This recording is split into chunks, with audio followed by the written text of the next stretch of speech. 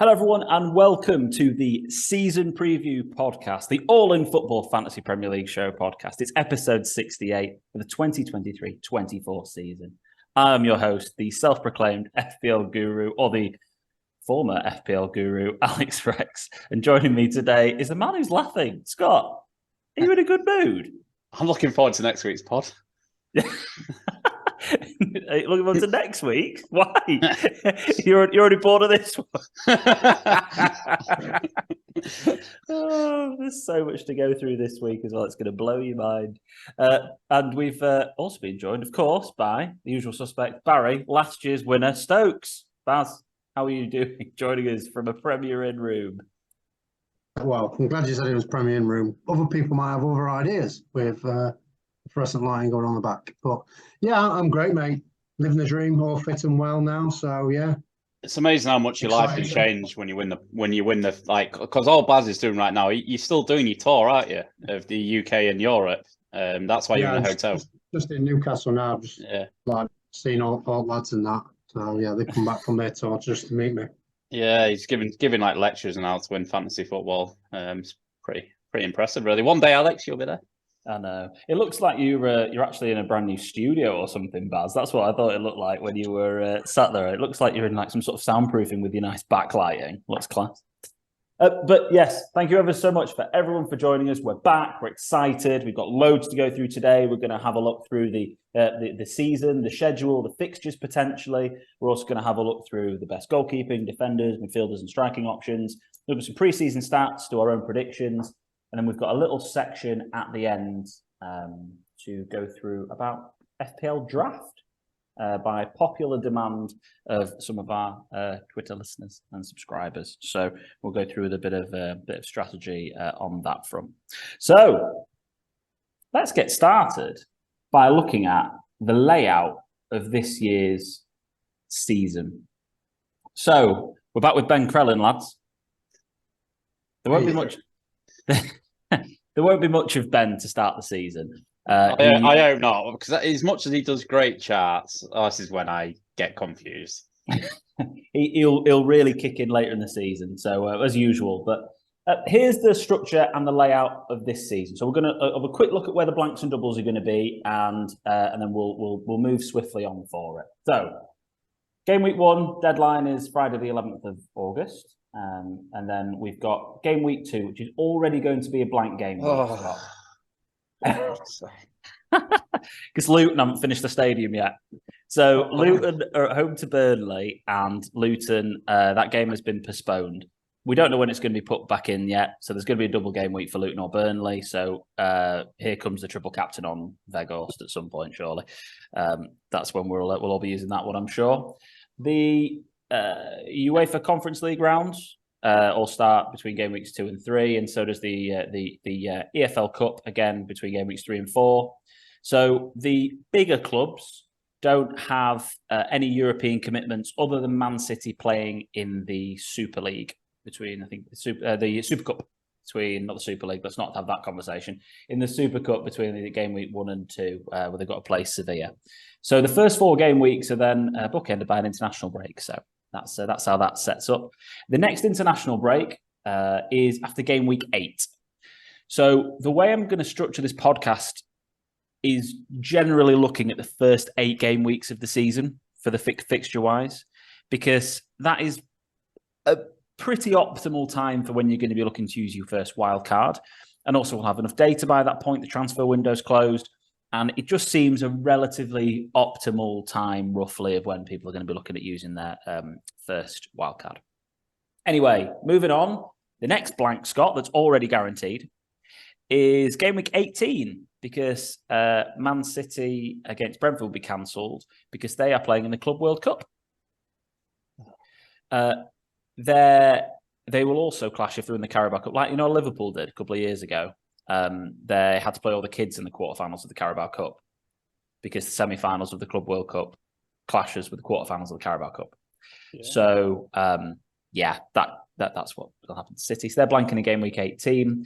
The most likely of where that's going to go into is game week 20, which means that Manchester City potentially have a double game week in game week 20 of Sheffield United at home and Brentford at home. So guess Haaland's getting triple captain in game week 20 already. I think that's pretty much the starting point of that one. Then we've got the Carabao Cup final game week 26, and we've got the FA Cup quarterfinals in game week 29. So those are the blanks, and then the bigger doubles will be probably game week 34 and game week 37. Got it?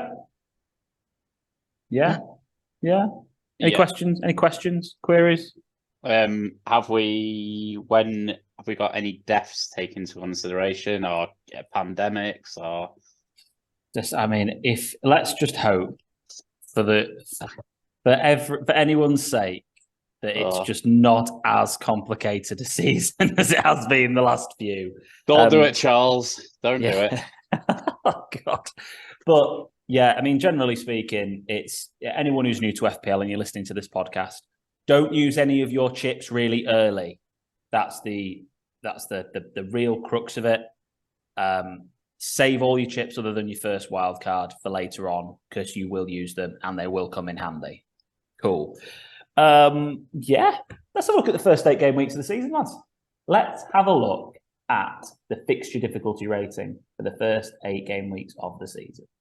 So at the top of it, we've got Everton. Bless you, Scott. We've got Everton, who we're not going to be that interested in investing in. Fulham, and then we've got Chelsea, Man United, Arsenal, Brighton, and Liverpool, all right near the top. The people near the bottom, interestingly enough, are bigger clubs. Spurs and Newcastle and Manchester City are right in the middle of the road. That's probably because they've got a couple of difficult games in there, Arsenal away being one of them. If we have a look at the first 4 weeks, because that's probably easier to digest, Chelsea, even though they start Liverpool at home, have then got West Ham away, Luton at home, and then Forest at home. So they've got a couple of really good. Their fixtures really turn from game week 3. Liverpool start with Chelsea away, but we lost Scott. Can you see, Baz? We've lost Scott. Must be coming back. Liverpool start with Chelsea away, Bournemouth at home, then Newcastle away and Villa at home. So not the easiest start for Liverpool, I don't think, there. Brighton have Luton at home, Wolves away, West Ham at home, first 3, and then Newcastle at home. Baz, from these fixtures, who stood out to you initially as, wow, they've got a really, really good start? I've got down for the first 8 fixtures anyway. I've got Arsenal, City, Liverpool, Chelsea, Man U. I think Brighton for the first 3 fixtures, and it gets a bit trickier after that. Newcastle 4 and 5. Tottenham between 3 and 6. And I think Brentford's got quite decent fixtures as well, to be honest. That's who I'll be probably getting most of my plays from them teams. It's interesting because there's a couple of people who have, like Chelsea, for an example. Liverpool at home, West Ham away, first 2 games isn't that easy. Brentford have got Spurs at home, Fulham away. That's not too bad. Arsenal's first 3 games. I don't know how Crystal Palace away is a red on this fixture ticker. Forest at home, Palace away, and then Fulham at home. Just seems like a no-brainer to start with 3 Arsenal players because they've got such great fixtures. City, Burnley away, then Newcastle at home, Sheffield United away, Fulham at home. Yeah, great start. Man United have got like an on and an off. They've got Wolves at home, Spurs away, Forest at home, and then Arsenal away. So it's quite a up and down start. But I think we can tell straight away from this that we're going to be looking at these players from these teams. Are you there, Scott? Are you back? I'm here. Good stuff. So let's start off by looking at goalkeepers, shall we? And because it's always the most exciting position that we always get to. The most selected goalkeeper so far in our game is Areola at 4 million. He seems to be at 31% owned. He seems to be the 4 million goalkeeper of choice. Apparently, that's because him and Fabianski are competing for the number 1 spot. I don't really know that much about it. I've not really listened to anything about West Ham so far, so I don't really know if that's true or not. Second on the list, pre-season games. Yeah, is that the reason why? Okay. The other potential 4 million option seems to be from Arsenal, which is Matt Turner. He's on Move. Yeah, is it Forest that he's linked with? Yeah. Yeah. So if he gets to move to Forest and Dean Henderson doesn't go to Forest, he'll be somebody to watch out for and pay attention to. If not, we're looking at the goalkeeping choice of Onana in for What's his name? And he's in at 21.5%. Ramsdale 21.4%, which is interesting because David Raya is linked quite heavily, isn't he, with Arsenal, which will make that an interesting decision. Do you think he's going to go as number one if he goes there, Raya, to Arsenal? You'd like to think he would have something written in his contract for that, but it's a good challenge between them two goalkeepers. But I think it'd be a move for him to go there and just sit on the bench. Yeah. Either way, it kind of rules them out as an FPL options. Either way, really, until we know who's the number one. People love punishment, so they go Edison. Pickford's right up there. Scott, you have you gone Pickford? I've got Pickford in mine. My main man.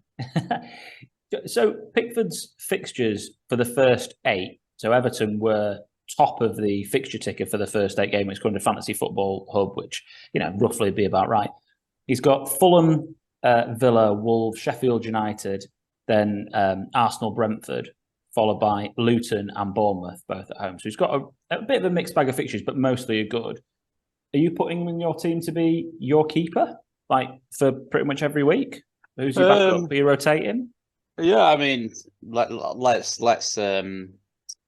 just make the viewers aware that I spent 2.5 minutes on this team. No, I've gone for Pickford in there at the moment for one reason, which then dilutes into more reasons. One reason being Sean Dyche.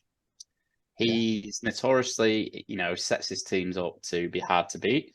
He's now had a full preseason with the boys. I feel like he's going to look at his players he's brought in and gone, do you know what?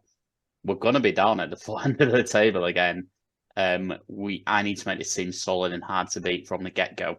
I need to get some confidence in there. And I feel like they will, Pickford's going to get save points, and I feel like he's going to get some clean sheets. And it's not the worst, the first 3 games, for instance, not too bad, especially the 2 home games. But yeah, that could easily change. But yeah, Sean Dyche, that's why I've got him in there. Nice. He's, like I say, he's a really popular pick at the moment. So it seems like he's in a lot of teams for a reason. Nick Pope's underneath there, which is interesting because Newcastle fixtures aren't the best in the world. Alisson, let's address this a little bit more like this. So Alisson and Edison. Edison seems to be an absolute.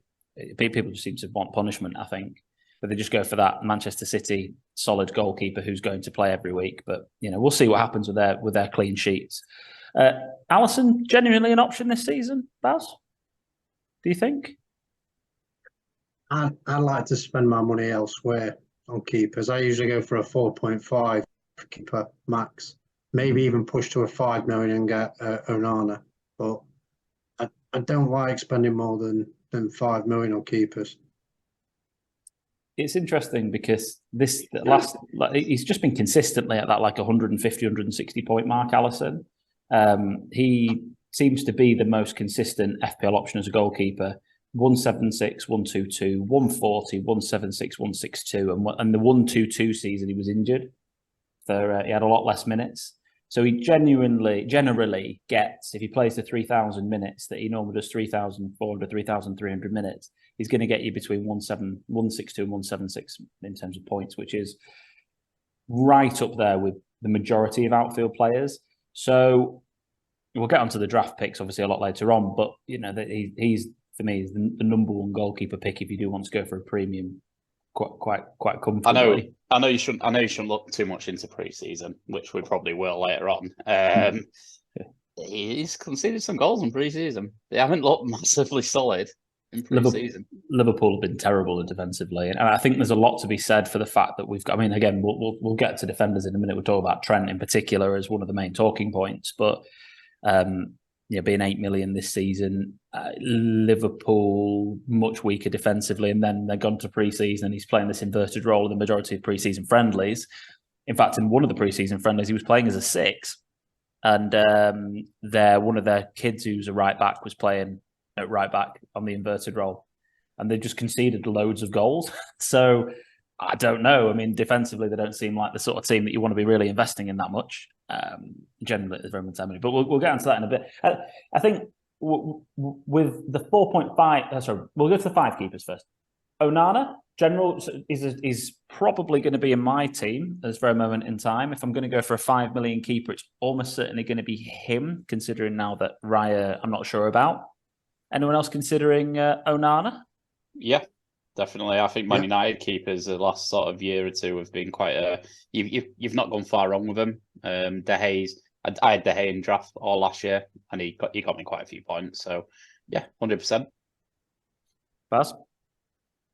Yeah, like I say, Max will probably spend his 5 million on a keeper anyway, and he eats into that bracket, especially giving Maguire a mouthful as well. That proves that he wants to keep his clean sheets. Let's do 4.5 options then. So generally the conversation's been between sort of Pickford, Leno, Steele has been thrown in there as another option. I think Sanchez is potentially going to get a move as well, isn't he? To Chelsea, apparently. That's something that's Chelsea like to buy people, don't they?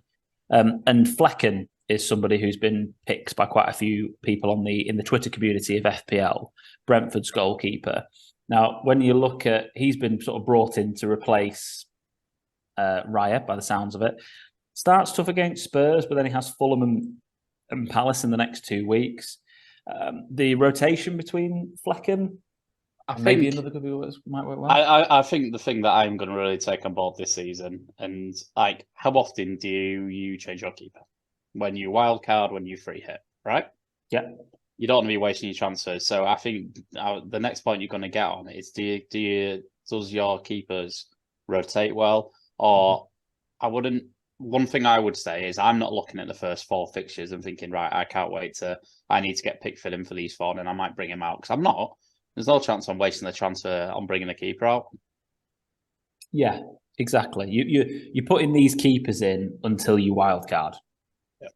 I mean, bar something crazy happening, obvious injuries, and wanting to just sort of for whatever reason. So when you're looking at, you either kind of go for that 5 million and 4 million, or you might go for those 2 4.5s that rotate. So when you're looking at 4.5 million keepers that rotate, you've got to be looking at, I think it was Fulham who went okay with Brentford. That was it. Yeah, game week 1, Everton to Spurs, and then Newcastle to, So a lot of people have got like Flecken and Leno as 2 that rotated quite well at 4.5 million goalkeepers.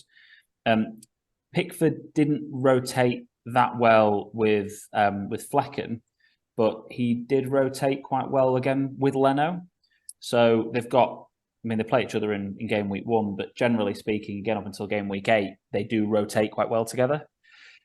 So if you were going for keepers for rotation, I think you're probably looking at a Leno with either a Pickford or a Flecken, or you want to go for like an Onana with an Areola or Turner. It feels like that's whereabouts you want to be. And if you really want to splash out on a goalkeeper and push the boat out a little bit, you could maybe go for Alisson, but I wouldn't trust Liverpool with clean sheets to start with. But let's just call it on goalkeeper chat that time, because let's get to the actual juicy stuff. Defenders. Estupiñán's the most picked in half of everyone's teams. Again, relatively obvious reasons why he's in half of teams.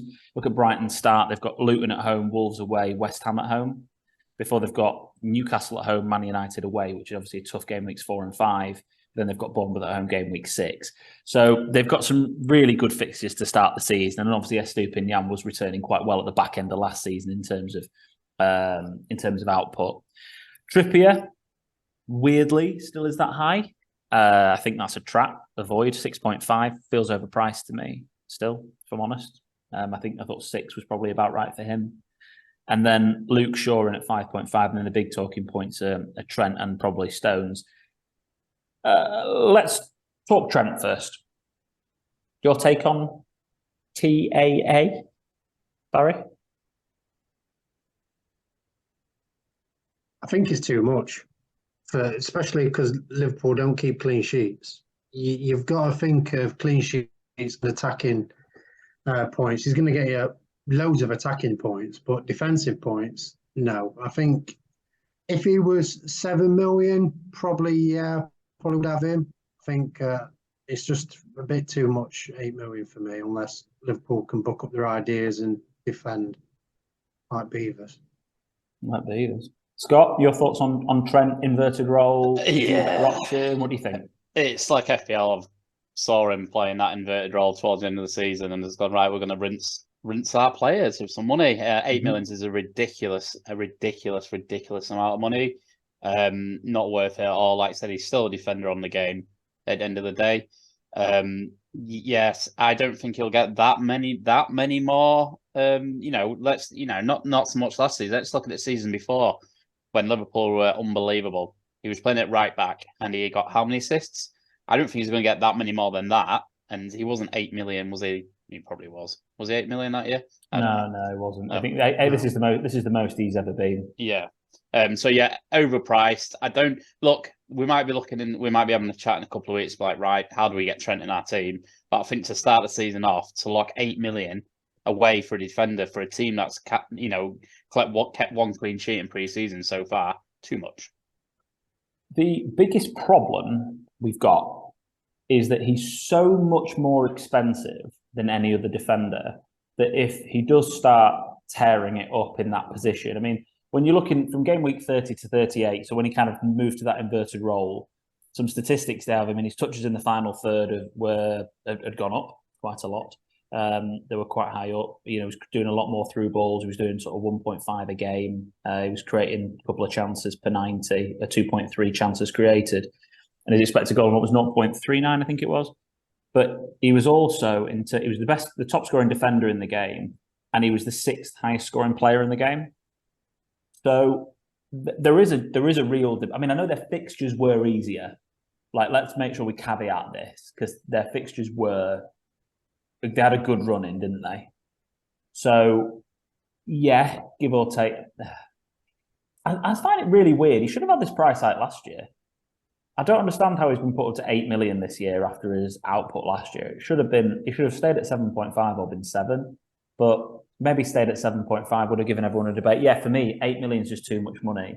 I need to wait and see what he does and how he plays in that role. And because, yeah, like you said, Liverpool won't keep any clean sheets. So 27.7% of managers are at that point.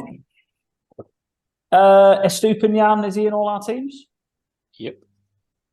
Yeah. Oh, yeah, it's in mine as well. I think it's really annoying almost that he's 5 million. It's almost a no-brainer with them fixtures, isn't it? Luke Shaw's an interesting one. If you've got Onana, do you really double up on Man United's defence? I'm not, and that's the question. John Stones, inverted right back to central midfielder, scored in pre-season, seems to be pretty nailed on in City's team. What do we think of Stones as an option? Barry, we'll go with you first. I think it's like Estupinian. You've got to have him in, I think. 5.5 million is... if you're looking again, Trenton, you've lost your mind. Your marbles have gone missing. You want to be looking at Stones. It's exactly the same player. Yeah, you've got your Pep Roulette, but look how much money you're going to save from getting the exact same player. It's just a no-brainer. Scott, your thoughts on John Stones and City's defence? Yeah, I'm really wanting to disagree with Baz, but I can't find it in a minute. So no, yeah, no brainer. He's gonna be going into that midfield role, and he's going to get you sort of clean sheets. He's going to get you an odd goal from a corner here and there as well. Oh, is that me or is that you? I think it's me. Oh dear. It's my internet. Never mind. Sorry, I think that was me who cut out then Scott at the back end of that. I'll. No. Oh, is it not? Is it Scott? Oh, am I okay? No, Scott. Okay. Well, I'll tell you what I'll do. I'll just mention this point, these statistics before I move. We talk about the sort of slightly cheaper defenders and those other options. The amount of clean sheets that have been kept last season again went down to 207 from 212 the year before and 214 the year before that. The amount of points that defenders were getting again has decreased over the seasons. Now, that we had that one anomaly season, didn't we, the season before last, where everyone was like 5 at the back. But generally speaking, the 3 at the back seems to be the formation that's worked. So unless there's an anomaly, we need to make sure we move quickly to it. But again, going for a back 3, maybe /back 4, seems to be the way forward. Let's talk about Arsenal defenders, Baz, because Arsenal seem to be a team again we need to be looking at investing in. Gabriel seems to be the defender of choice. Saliba's up there. We've got Zinchenko, Timber, White, Tierney. What's your take on the Arsenal defence? Who's going to be starting and who do you think is the best option there? I think it's the same as last year. I know they brought Timber in, but you got White at right back, played well. Zinchenko's going to start and get Gabriel and Saliba. I think that's the back 4. I think, yes, they got, like I mentioned, they got Timber in, but I can't see him breaking in. It showed how much Saliba was missing when he was injured, and I think he has to come back in, even though they've spent all this money. But they've obviously just strengthening their squad more, because I think that's what they were. They lost the league last year because of that. So for me, obviously I'm going to say it again. Zinchenko is the pick for me on that one. Do you see like, I feel like the pairings are either like with White and Zinchenko or Timber and Tierney, because one hugs the touchline, the other one sort of cuts in, and I don't see the Saliba or Gabriel being dropped at all. Scott, what do you make of the Arsenal defence? Which defender would you be picking from Arsenal? Hopefully you can hear me okay, can you? Yeah, got you. Perfect. Yeah, it's a tricky one, isn't it? I've currently got Gabriel in my team. Just because I feel like he's more of a nailed on 90 minutes kind of guy. And I feel like he did get some attacking returns, some sort of corners last year.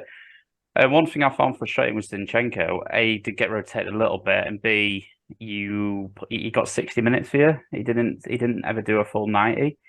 So at the minute, I do have Gabriel in there, but Timber is a class player. I think that'll be one that we could be looking at in a couple of weeks and sort of thinking it might be time to get him in. But yeah, I feel like you need one Arsenal asset with just with the starts of the season. I think you need one in there. Yeah, the points per 90. I mean, Ben White had the best return, which is why he's up to 5.5. But being 5.5 makes him a non-starter. And then you've got Saliba at 4.3 points per 90, Zinchenko at 4.1, and Gabriel at 3.85. So Saliba seems to be being picked by a lot less people than Gabriel, and the main reason for that. I mean, if we just go to the totals, I mean, this isn't we're not. People aren't idiots for it. Gabriel's XG from corners was 3.44 for the season, whereas Saliba's was 0.9. Gabriel got 3 goals, whereas Saliba only got 2. But at the same time, Saliba still got three attacking returns in 27 games, and Gabriel got 3 attacking returns in 38. So I genuinely think, like, looking at the statistics again, it's probably Saliba who has the better returns. If not, then it's Gabriel with that crazy XG number. But it's amazing that you're Gabriel and probably Saliba and Baz Zinchenko, and that's why it's such a debate for everybody. Like, there'll be an array of Arsenal defenders out there, and I think if they're going to get Raya over Ramsdale, it makes me I'm much keener on investing in them. Ramsdale just hasn't ever sung to me as a top keeper. Good keeper, yes. Top keeper, no. So I feel like Raya going in there is going to really, really help. Other defensive options. So when you talk about Man United, it's Luke Shaw or no one. I assume Chelsea. We've got to talk about these guys because we've got Chilwell and James, who are the second 2 and 3 in terms of the most selected players in terms of picks so far this season. Chelsea. They've got Liverpool at home game week 1, really, really tough fixture. West Ham away, not so tough. Followed by Luton at home, Forest at home, Bournemouth away, Villa at home, and Fulham away in the first 7 game weeks. I mean, what a run of fixtures, pretty much from game week 2 through to 7. I think the game week 8 isn't actually that bad either. I can't remember what game week 8 is for them. And that's covering up on my screen as well. Yeah, it's Burnley. So the run up to the World Cup's great other than game week 1. What do we think of maybe getting a Chelsea player in for game week 1 to save as a transfer moving forward? What are your thoughts on Chelsea in the pot? Sorry, that's me. I don't mind it at all. It's something I'm seriously considering. Chelsea have looked quite good in pre-season. They've looked, now Chelsea have trimmed the team down. They feel much more of an option for me, I feel like. And, they've got a manager there that knows most of these players, knows how the Premier League works. And yes, Liverpool's a tough fixture first game. We've just said Liverpool are conceding lots and lots of goals. In James and Chilwell there, you've got 2 players, 2 fullbacks that know how to get forward, get goals, get assists. Like say, as soon as you go through them first 2 couple of games, they've got a lovely run. And if you've got them sort of Chelsea players in order at the start of the season, you're looking good from then on out. We've all been hurt by Reece James. We've probably all been hurt by Benjamin Chilwell. But they're looking like they're probably going to be sort of nailed on starters for them. And yeah, I think it's a toss of the coin really on that one, really, where you go for. I feel like Reece James might have a point to prove though, because his sister's out doing him at the minute. Yeah, certainly is. Some cracking goals in the World Cup. Baz, your thoughts on the Chelsea defenders? And let's talk about Chelsea in general a little bit. I think I'm hanging fire on Chelsea defence at the moment. Still think they're a bit vulnerable because of the keeper situation. I think Kepa's not trusted as much as he should be. And plus James and Chilwell are like walking Darren Anderton. So it's been stung by him before, as Scott mentioned. So I'll probably be hanging fire on them. But I agree. Chelsea look a lot sharper with the ball. I saw a couple of clips of knocking bar, 1-2 touch passing, looked very fluent. And yeah, it looks like Poch has got something going. The downside is that they've got a lot of youngsters. And obviously Hansen says you don't win anything with youngsters, blah, blah, blah, blah. But that's my only criticism on it. Yeah, they got Thiago Silva at the back, I'd probably make him captain. I know that Chilwell's potentially linked as captain as well. But I think that's the issue. And we're vocal point, maybe number 9, I think. I know they got Nkunku coming off the lines and things like that, and same with Jackson, but I think they just need a vocal present like they did with Giroud kind of player. I think that's something else they need. Some funny prices in there, isn't there? Look at Lukaku at 7 million and Aubameyang at 6.5. Can you imagine them at that a while ago? I mean, these guys have both been double digits before. Aubameyang's not even there anymore, is he? Lukaku, I've forgotten he was at the club. Hilarious prices, aren't they? They might as well be free. But it's funny because there's some real value in this team. This is the Man United of last year. Rashford at 6.5 in everyone's team. You know what's going to happen? Raheem's going to get going, or Mudrik's going to get going, or one of these guys is going to start really showing their value. And look, Chelsea come game week 2, 3, 4. There's no doubt we'll be having two players of them in our team. Under Pochettino, he's got real experience in the Premier League. He's a very good manager. He's not quite elite yet, in my personal opinion, but I think this is where he could really become that sort of elite, that top up there with that, with the Peps of the world and whatever else. If he can get this Chelsea team really singing, You can't, you get no credit for doing it in a Mickey Mouse league, in my personal opinion. So but I think he's got a fantastic chance working with these youngsters who are doing an amazing job here. So yeah, I think we've got some value coming this way. I think I'm going to be having a Chelsea player in my team. Who's the that, next Sterling? Game week 3, mate. Game week 3. Captain game week 3 differential. I'm going to go. I can't even joke. So let's do cheap defenders. So everyone wants to know about the 4.0s and who's going to be the best 4.0 defenders. So there are a few options that seem to be playing at this very moment in time. We have got Kabore, who's on loan from City, I think, to Luton. I think that's what it is. He's an option. He'll be starting for Luton most likely. I think he's replacing probably Bell at the back for him as well. I don't think Bell will start. I think that's my take on it. But I won't be having Bell or Kabora anyway. Well, Bell's at 17% owned, so I think because that was the first guy that everyone thought might be playing, and I don't think he will be anymore. So it's interesting. Is that Bayer for Burnley? He started pretty much every game for them last year, near enough. He's going to be one of the 4.0 options, 100% in there. And he bought him permanently as well. Yeah, I mean, look at Lamptey at 8.3 is funny. He unfortunately he won't be playing by the sounds of it. And then where was the other 4.0? That was it. No, yeah, Bayer. Baldock. Oh, Baldock, Sheffield United. Thanks, Baz. Baldock at Sheffield United. Went over him there. 8% owned. So Baldock, he's in my team as well. How have I missed? He's the 4.0 I forgot about. Yeah, so those are the 4.0s where we think we can be investing in at this very moment in time. I think maybe Bayer and Baldock appeal to me the most. I think out of those, I think the Kabore and Bell are appealing, but not 100%. But that's where the 4.0s are. Baz, any additions to that? Anyone I've missed?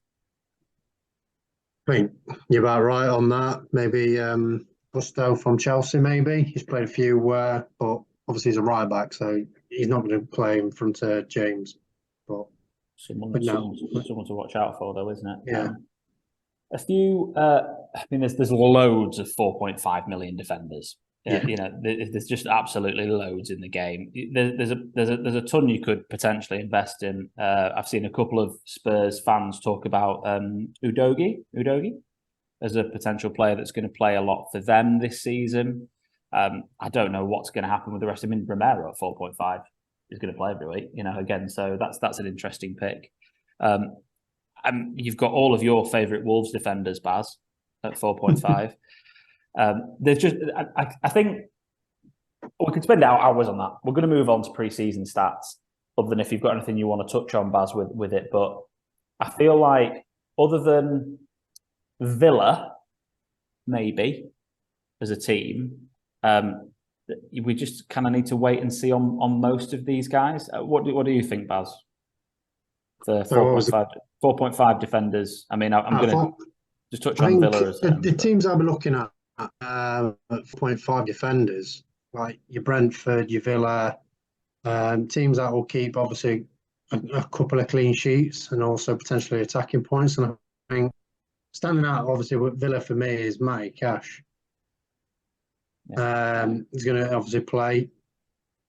Digna maybe because obviously Moreno was injured for September. So that's obviously not a bad shout, 4.5. It's interesting on that point, just with Villa, before we move on to your next move, Brentford and stuff, is that I was listening to Clash of Correspondence, and I know I plugged this last year, but I love the Planet FPL Clash of the Correspondence week. It's one of my favourite weeks of the season because you get to listen to fans of clubs who've watched every pre-season game of that club and this, that and the other, really talk in depth about them. And I was really interested to hear about Villa's defence. And they seem to think they'll play a back four with 3 centre-backs and one winger pushing on. So they seem to think that Cash and Digne won't play together and they'll start like Conser, Pau Torres and Mings, or they'll play Diego Carlos, Conser and Pau Torres and Mings might have a place in the team. Conser might play at right back when Digne starts at left back and push into back three. So it's interesting. I think Matty Cash is my favoured between him and Digne of who to go for. But Moreno looks like he's going to be out probably until game week 8 anyway. So, yeah, probably Cash. Anyway, sorry, carry on, Baz. I cut you off. Yeah, so cash on that one. And then, so Brentford wise, obviously, Hickey, I'm surprised he hasn't owned that much. I think it was last time I checked, it was 0.8% owned, maybe even less. Because obviously he's going to start at right back. 0.4. 0.4, there you go. Rico Henry, you're going to get attacking returns and potentially defensive returns as well. But the only downside is, obviously, Tony's not there, he's very vocal, and he defends from the front. Raya's not in goal. Obviously, Fleck will win, but obviously, I've got some good stats I'll go through when I go through my team later on Flecken. But yeah, they're the teams you're looking at 4.5. I think Wolves will probably be struggling. I think Fulham probably struggle this season to keep clean sheets. So I think they're the two teams that I would look for 4.5. And obviously Brighton as well, because if you ain't got S2PM. The only other two teams that I looked at that I thought might potentially have defenders in at 4.5 were Crystal Palace and Everton, but obviously not doubling up with Pickford really. You might get one of them in, one of the centre halves or something like that. And then you could get Young, because obviously I think he's played wing on some pre-season games, so could be an option. And then the other thing was Crystal Palace. Got anything to add on defenders before we move to pre-season games? Nope. Pre-season. Guys, I plugged Oscar last year, but FPL Focal is, I think, one of the best people to follow on Twitter, Instagram, and YouTube. And he's great for people like you, Scott, who haven't got the best attention span with FPL because you don't really care about listening to podcasts that are an hour and a half long. He does 5-10 minute videos max. And although he could talk a little bit more upbeat, he's a little bit, his tone's a little bit drab. The content that's in there is good and it's to the point. And he's also one of the best people to follow for pre-season minutes and pre-season form. Have you done a bit of research on this, Baz, pre-season? Have you had a good look at these statistics? You want to run us through who you think's been good? Who's stood out to you? I did, and obviously you showed me this, and I thought, I'm not going to do my Excel spreadsheet now. I'll just use this. But yeah, I think I like the look at Jackson. He looked good for Chelsea. But obviously with Chelsea, how many players they've got, I don't really know what their 11's going to be. So that's why I'm hanging fire on that. But Anderson at 4.5 million, he's got obviously 7 attacking returns. And Eddie Howe's like, well, he's came back the fittest. He's fighting a claim to get a start in place, and I think, 4.5 million is worth a little punt, isn't it? So, but yeah, obviously Bowen started electric, and then obviously went a bit downhill. He was probably too busy with Danny Dyer and his kid. Yeah, he's got a newborn, hasn't he? Yeah. So, but yeah, it's all there for people to look at. If you're obviously watching it. But another one that I thought was quite interesting was Lo Celso for Spurs. I knew you'd say Lo Celso. Literally, I was about to say he's going to say Lo Celso here, because I looked at that and thought he'd left the Premier League about 4 years ago. Yeah. Was it Villarreal or something last year? Yeah, he went and won the Europa League, didn't he? So Sevilla.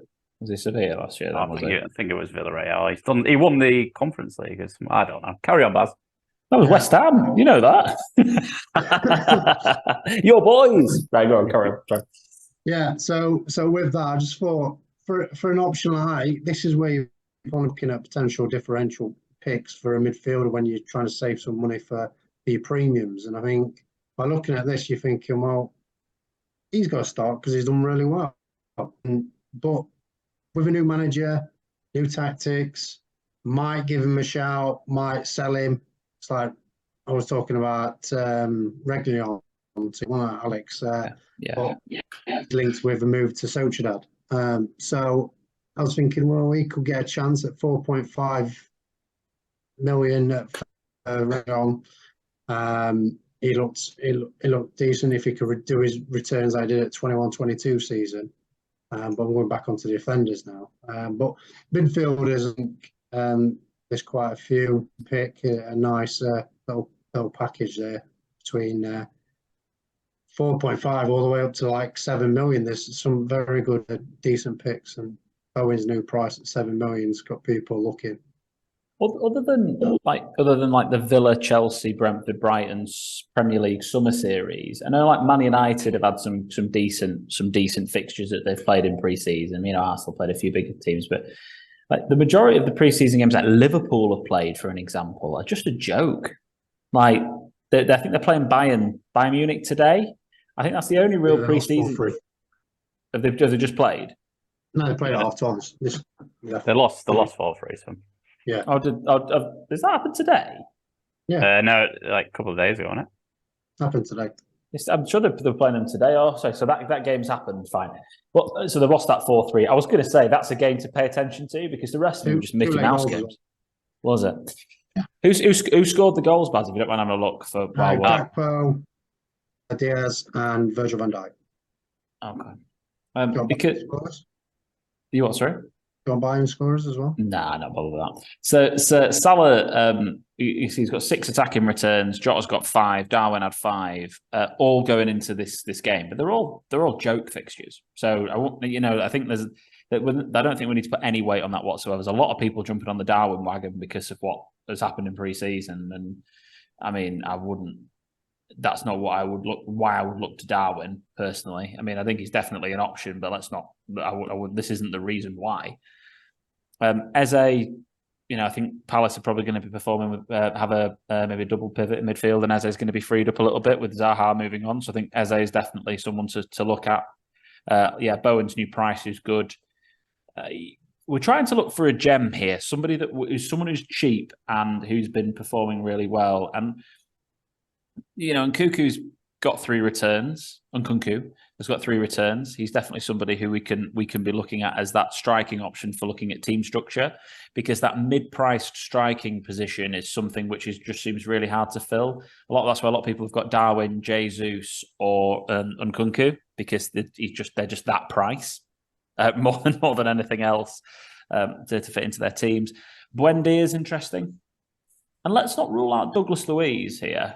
Like, Douglas Luiz was the top scoring Aston Villa player behind Ollie Watkins last year. And the statistics really show that he's somebody that can deliver some returns, especially with the signing with Kamara, be playing central midfield, I think it is, holding midfield for Villa. So, don't forget about Douglas Luiz at 5.5. I think he's quite a good price. He's potentially one of the enablers for me. But yeah, Scott, I gave you this. Vissa, 6 mil starting up front for Brentford, has 2 attacking returns. Brian Mbuemu had, where is he, Baz? Help me out. I'm sure he had 1. I'm sure he scored a pen. Maybe he's only got 1 attacking return. That's it. Yeah. He was one person that was an option. Matoma, there were 2. Scott, did you notice anything from this when I sent you it? Did you think, ooh, they've done all right? No. Love it. You could say Mubama, 4.5 million, cheap striker, and it want to go two strikers. I mean, it's a tough one. You can look on this, and I did, but you've also got to look, like you rightly said, who have they been playing? Because if they were playing dog and duck, and we've had this before where someone smashed in like 6 goals in pre-season and everyone jumped on him, but there were 6 goals against like Swansea or something ridiculous like that. How many kidding pass? So yeah, you've got to really look. So even though you said about the Liverpool, like I'm looking at that Bayern game, and Luis Diaz is giving me a bit of a come to bed eyes a little bit. He's wanting me to get involved, have a little spoony with him there, and jump on that bandwagon a little bit. I do like the look of Jackson. However, I don't think he will potentially start games. I think he'll probably just play Nkunku. And as you saw yesterday when I sent you my team, Nkunku is in my team. Nkunku will be staying in my team. I'm back in Chelsea early. I love Pochettino. And I really love Nkunku. Been a FIFA player. I kind of get an idea of how players play throughout the year. And Nkunku for the last 2 or 3 seasons has been an unbelievable player. Look, it doesn't always happen. It doesn't always happen for strikers at Chelsea, does it? Let's be honest. We all got sucked into Timo Werner a few seasons ago, but I don't know, something about Nkunku I've got sort of faith in. But yeah, Bowen's one that's in and out as well. I think one to keep an eye on. I just don't, West Ham they've not bought anyone yet, and they're worrying me a little bit. It's a good fixture, Bournemouth away to start, and then they've got Chelsea and Brighton. They've got Luton away, and then they've got City, Liverpool. So they'll have some Europe in there as well, won't there? And I don't know, like they worry me. I know what they're doing. They're not just saying we've got 100 and odd million to spend, and they're playing hard to get a little bit, but they struggled. They just stayed up. Let's not forget last season. Yeah. I'm a bit worried about how they will start the season. And like you say, he's got a kid. Yeah, it's true. Tiring. But they all, everyone's whacking 10 million onto every price for West Ham. And they go, no, we're not paying it because they know they've got 100 mil. Yeah. So it's always the same. It's like Man United tax. It's always the same. We pay. I mean, Højlund for 72 million. I mean, don't get me wrong. He seems like a good young player, but my God, that's way too much money. It's like Anthony. Just way too much money. Like we signed them both for 40 mil. Everyone goes, oh, they're all right. That was quite a good signing. You end up spending too much money on them. But anyway, if they end up smashing it, who cares? Midfielders. Let's get on to one of the key talking points of FPL this season. Salah or no Salah? Baz, talk to me. The top scoring player of the last 10 game weeks of the season last season. Well, obviously, I didn't have Salah at the back end of the season. It nearly killed me. So for me, I am starting with Salah. Oh, Meriden, he won every league. What's your take on Mo, Scott? What do you think? Do you like it's an interesting question because none of us are going to go with Trent. Yeah, I think it usually starts seasons. It usually starts the first game week. I think I saw a stat. He just like score every first game week. And then if he gets over that and he's got Bournemouth at home, who they beat 9-0 in that fixture last year, it's a tough one because if you've not got Mo, the likelihood is you've not kept like 4 million in the bank to go get Mo. Exactly. And you're not getting rid of Haaland, probably. Mm-hmm. So it's a tough one. If you're worried, I feel like, and this is something I might do, because I'm, an experienced FPL player now, I may leave myself that 4 million in the bank to see if he catches. Because if he catches, you need to go on him. But it's a tricky one, isn't it? Liverpool, I think that first away game at Chelsea is going to be really tough for him. I really do. So I've not got him in. I don't think I'll get him in. But Bournemouth at home, Newcastle away is going to be tough. But again, Newcastle, got Champions League to think about. Villa at home is actually, I think, an okay fixture, and they've got that kind of nice run. Mm-hmm. Not one to start on for me, but I'm going to be smart about it to a certain extent. Probably not leave 4 million, but I'll probably leave some money in the bank so where I can get there in 2 transfers if I can.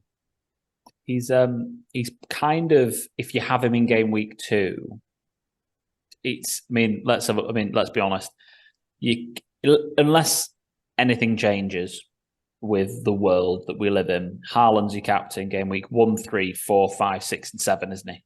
Look at those fixtures in front of me. And they play Arsenal in game week 8, so maybe not game week 8. But he's your captain. Burnley away, Sheffield United away, Fulham at home, West Ham away, Forest at home, and Wolves away. He's your captain every one of those, isn't he? Yeah. So you have Mo Salah with Bournemouth at home in game week 2. If you have him, you captain him, right? Haaland has Newcastle at home? Yeah, you've got it, Yeah.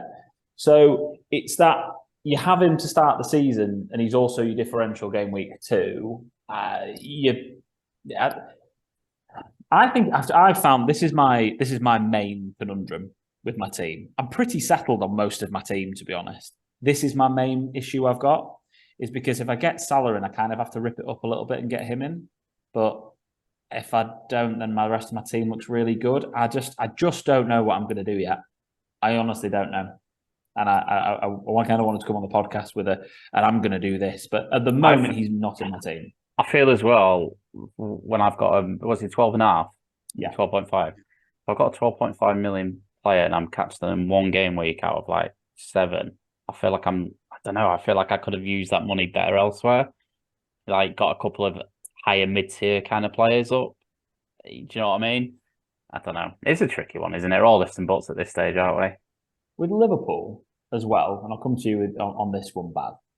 I feel like this season, and just only maybe judging by pre-season as well, but the fact that they haven't really signed a 6, like a holding midfielder, that sort of a player. I know they're trying to get Lavia, and they've got Bajetic, is it? Who's their kid that's come through. But they haven't really got a Fabinho, Henderson, Milner sort of replacement. They're moving Trent into the centre of midfield. It feels like he's going back to heavy metal football. Will score more than you. What do you think? Yeah, I think it is. I think it's like Gladco's, isn't it? But obviously without the Gladco's.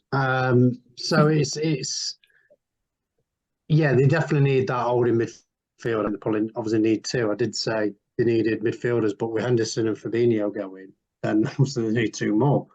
So, and I think defensively as well, as we touched upon, they're a bit ropey. So yeah, they're definitely going to score more than what you are. But no, I'm backing Salah. I'm having him. I'm having him. I've got 2 drafts going on at the moment. I've got one with Kane, Salah, and Haaland in. Oh, 3 million. And then I've got one that's got just Haaland and Salah.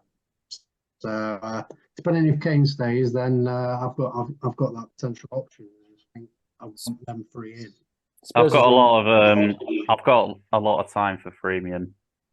Yeah, Spurs has run. Was that comical, or do you actually have a lot of time for freemium? It was nothing I ever say about fantasy football is comical, Alex. It's very serious business. They've got a great fixture run 3 to 5. That's what I was going to say for Bournemouth away, Burnley away, and Sheffield United at home. That's for Kane for Spurs. So they've got good fixtures there at that point in time.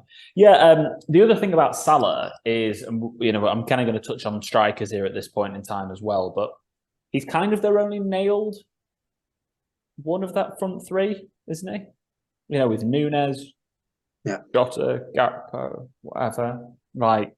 Diaz, Scott's new guy. It's just quite. I feel like he's the in to Liverpool. I just feel like they're going to score loads of goals this season. I don't know. I'm really confused by that. So let's. I'm on a no at the moment. So Scott Baz is on a yes. So Salah's a no from the podcast. I would just like to say 4 times I've made 6 transfers so far in this podcast. Good. I think everyone else will be at this point as well. The other big talking point, there's a couple of talking points from midfield. We're going to spend most of our time on midfield choices, to be fair. Arsenal midfielders. So, I think, are we all set on having 2 Arsenal midfielders? I mean, I'm 100% having 2, at least. Baz, have you got 1 or have you got 2? In the draft I'm going to touch upon, I think I've only got 1.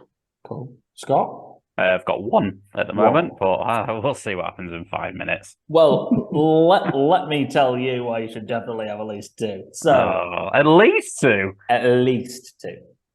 So they've got an amazing fixture on Arsenal. So Baz, Scott, have you both got Saka? Yes. No. Have you got Martinelli? Martinelli. I couldn't afford Saka. Love it. But would you have gone for Saka if you could have afforded him? Yeah. Okay, here we go. So, last season, in terms of points, Ødegaard was the top scoring Arsenal midfielder off 1 less appearance than Saka, with 212 compared to 202, and then 198 for Martinelli. Martinelli had 2 less appearances than Saka and only got 4 points less than him, interestingly enough. In terms of statistics, if we look at, let's just go with expected goals, sorry. out of the midfielders, let me just hide low minutes and do that. Yeah, that's fine. In terms of XG, let's just ignore Havertz for a minute, who had a ridiculous XG, weirdly. Martinelli had 11.21 to Saka's 10.5 and Ødegaard's 8.5. So Martinelli had a higher XG over the season off less appearances. In terms of expected assists, Ødegaard had 9.87, Martinelli 9.3 to Saka's 8.1. Big chances created, Ødegaard 14, 12 for Martinelli, 8 for Saka.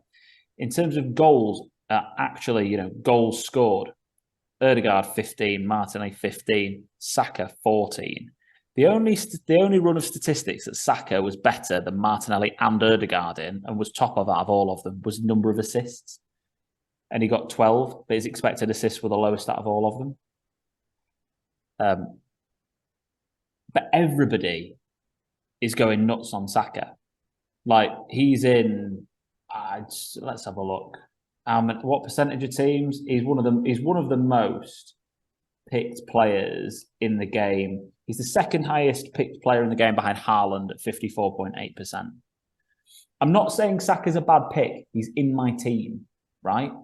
But for me, if you're that happy on Saka, you've got to be on Martinelli or Ødegaard as well. Because statistically and point scoring wise, they're both better than Saka, generally, across the board.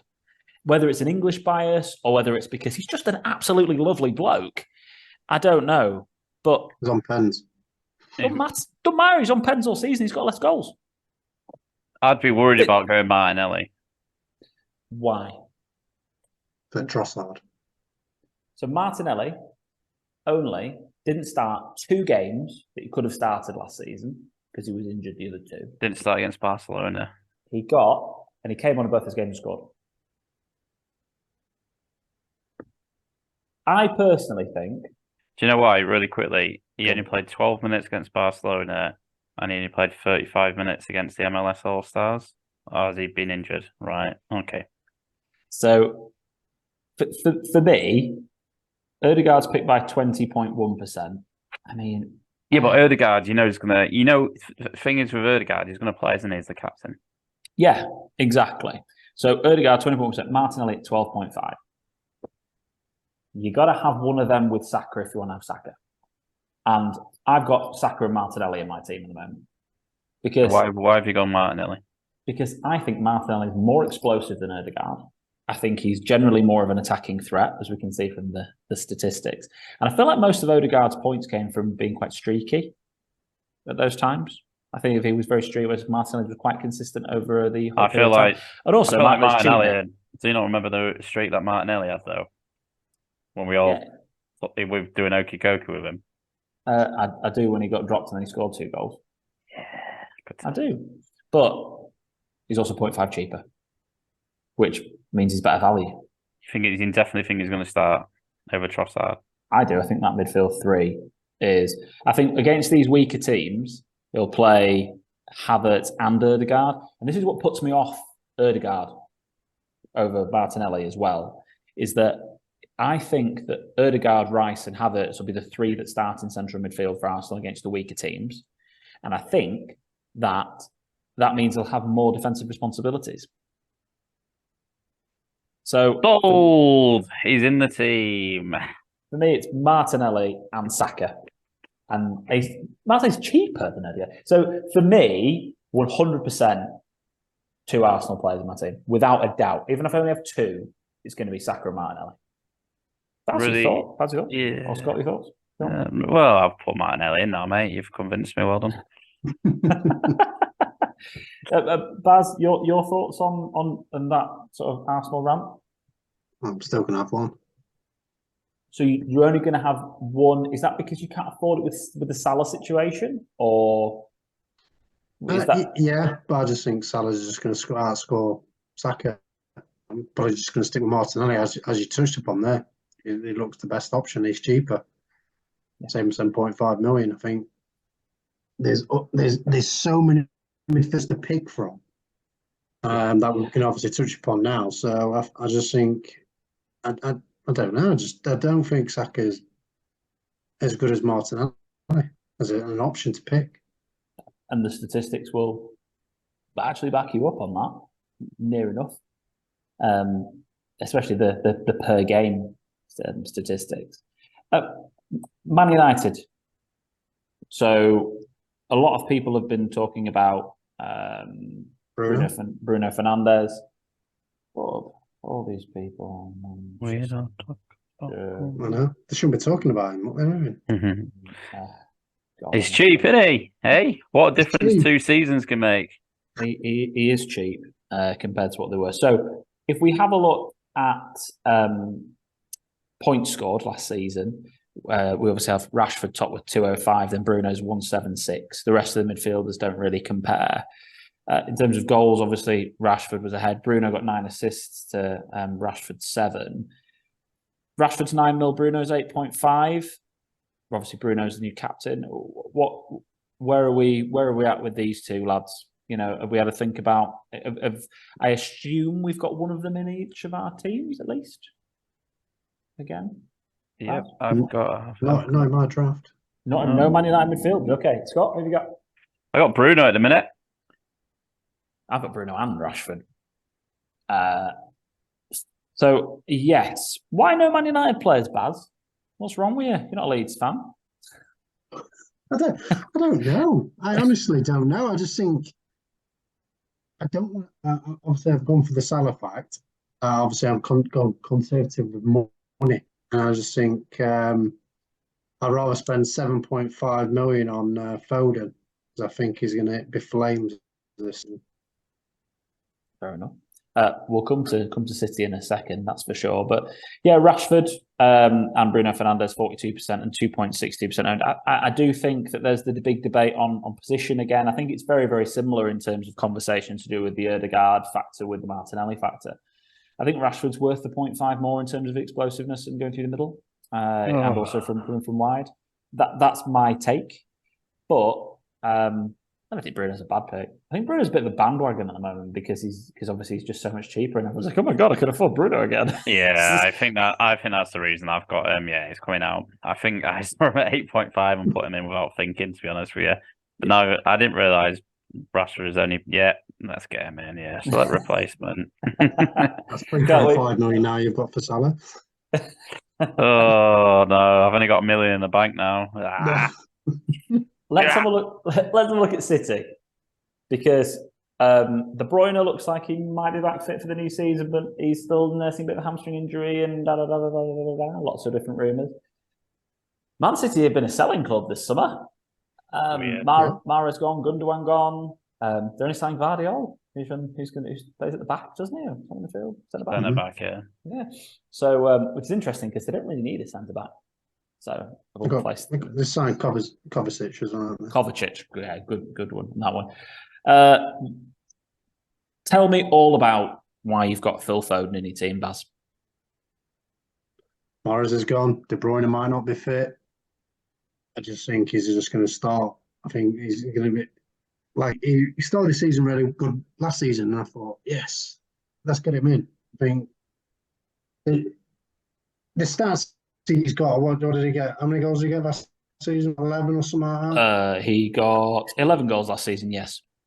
Yeah, so 11 goals and I don't know how many assists he got. But he just, as Scott mentions, he just passes the test, and he's just good to watch. And that's what you want from the FPL assets. And I think, obviously, with Mahrez going as a touch support, I just think either behind the striker or wing, I think he's just gonna be flames. And at 7.5 million, I think it's just a steal. Scott, are we having the same conversations we always have every single year about Phil Foden? Because I mean, his points per 90 was 6.93, which was the best for any Manchester City midfielder in terms of what he played.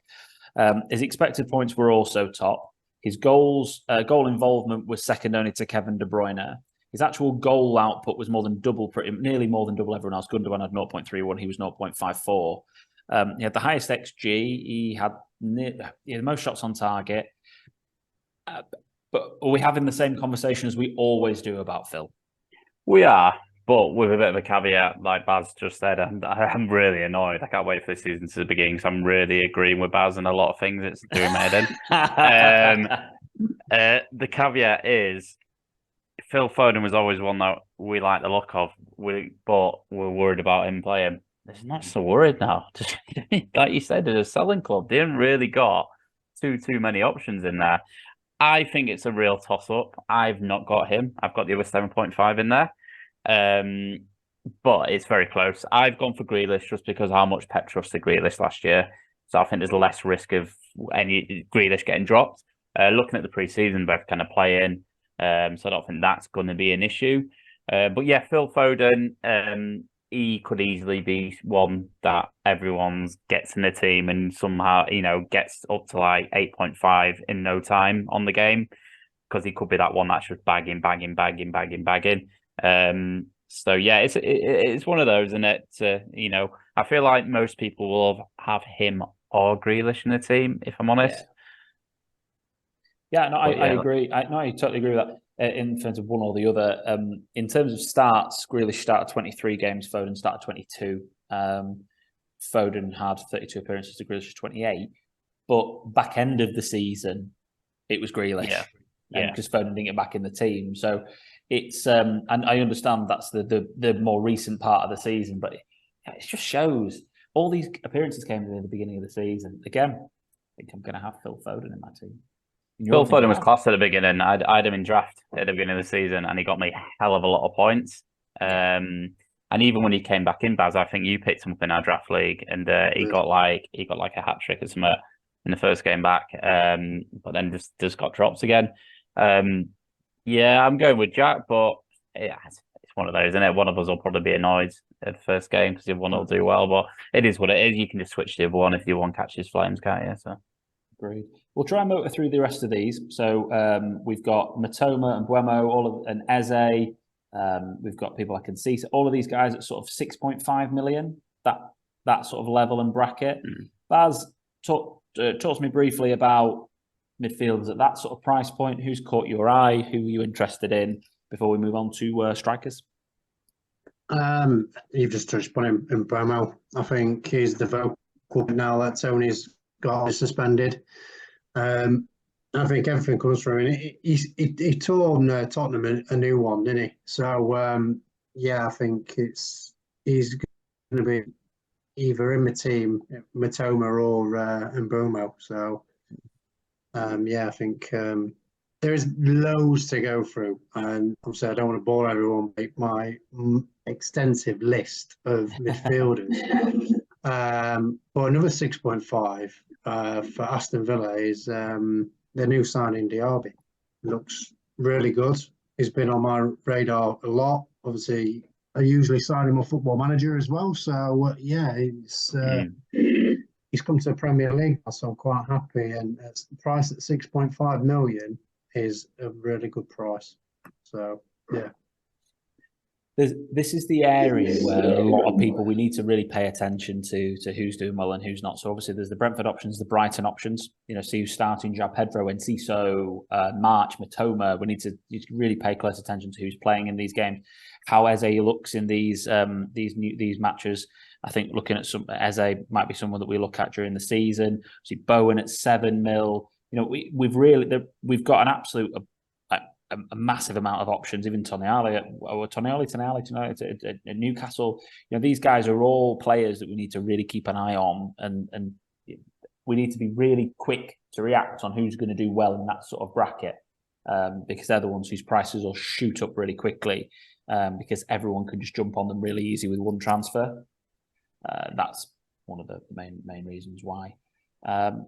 Anything else on cheap midfielders, Baz, before we move on to strikers?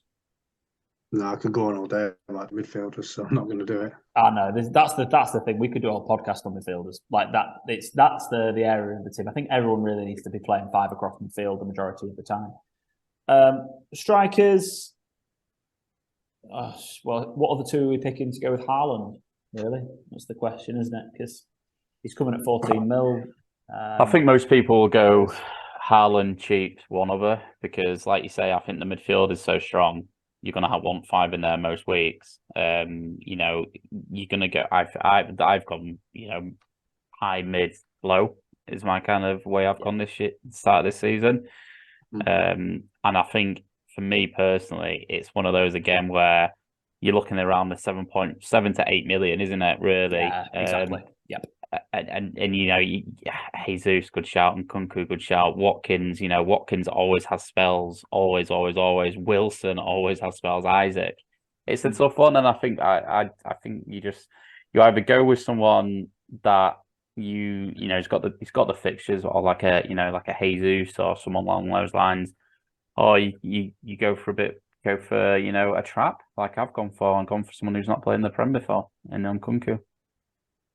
I think you're right, Scott, in terms of team structure. You know, going for a large, middle, and low is the way forward. I think having a third striker. I mean, don't get me wrong, strikers performed really, really well last season. So, you know, I'm saying this, and you know, could end up wanting 3 strikers, but I suppose then you're just taking a midfielder out, going cheap there, and getting someone more expensive up front. But one of the questions we did have him was Darwin versus Jesus, and I think I'm going to expand that to Darwin versus Jesus versus Nkunku. I think Jesus, in terms of fixtures to start the season, is better and also more nailed than the other two. Yeah. And also he's the more expensive, so you can easily move from Jesus to Darwin or Nkunku in one transfer. Whereas if you start and spend all your money and you want to get up to Jesus, you're in trouble. That's where I would start. And also, if Jesus performs well to start with, then happy days, and you can jump on to Ollie Watkins game week 4 or whatever you want to do whenever his fixtures get better. I can't remember, but you could do that. And any advance on that one, lads, from answering that question? I'm going for the trap of Darwin. Ooh, the Darwin trap. I like it. So we've got. I think it's less of a. I think he needed them run of fixtures against German Bundesliga level 5 or whatever he was playing, Ragas Rovers or whoever it was. But I think he needed them. Needed to just get them goals under his belt, and because that's what he was missing. He did everything right, but he just didn't have the end product. And I think by giving him that confidence in pre-season playing these teams, I think he's going to do well. And that's why I've gone Haaland, Darwin, and then a cheap. I think that's why I did look at Jesus, and I thought he's there or thereabouts, but he doesn't do the end product. It just looks nice. He assists a lot, doesn't he? Yeah, he doesn't get the goals, and I'm like, because I had him in draft, and I'm thinking, yeah, what a steal I've got there, and he did nothing for me. I was just like, and he got injured for so long, and I was like, well, that's my draft over, but I just hold them for so many times anyway. But and Kunku, yeah, I think it could be a good option. But obviously, like as Scott mentioned, he's untried in the Premier League, so it can either be a hit or a miss. Game week 1 is going to be a hit. Sorry, it's going to be a hit. Fair enough. I agree with you.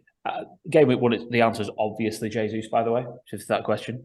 But for a pick for the first sort of 4, 5, 6 game weeks, I think, you know, Watkins has got 3 good fixtures out of the next 4, and he's proved he can score against the big teams. He scored against City, he scored against Liverpool last season, I think.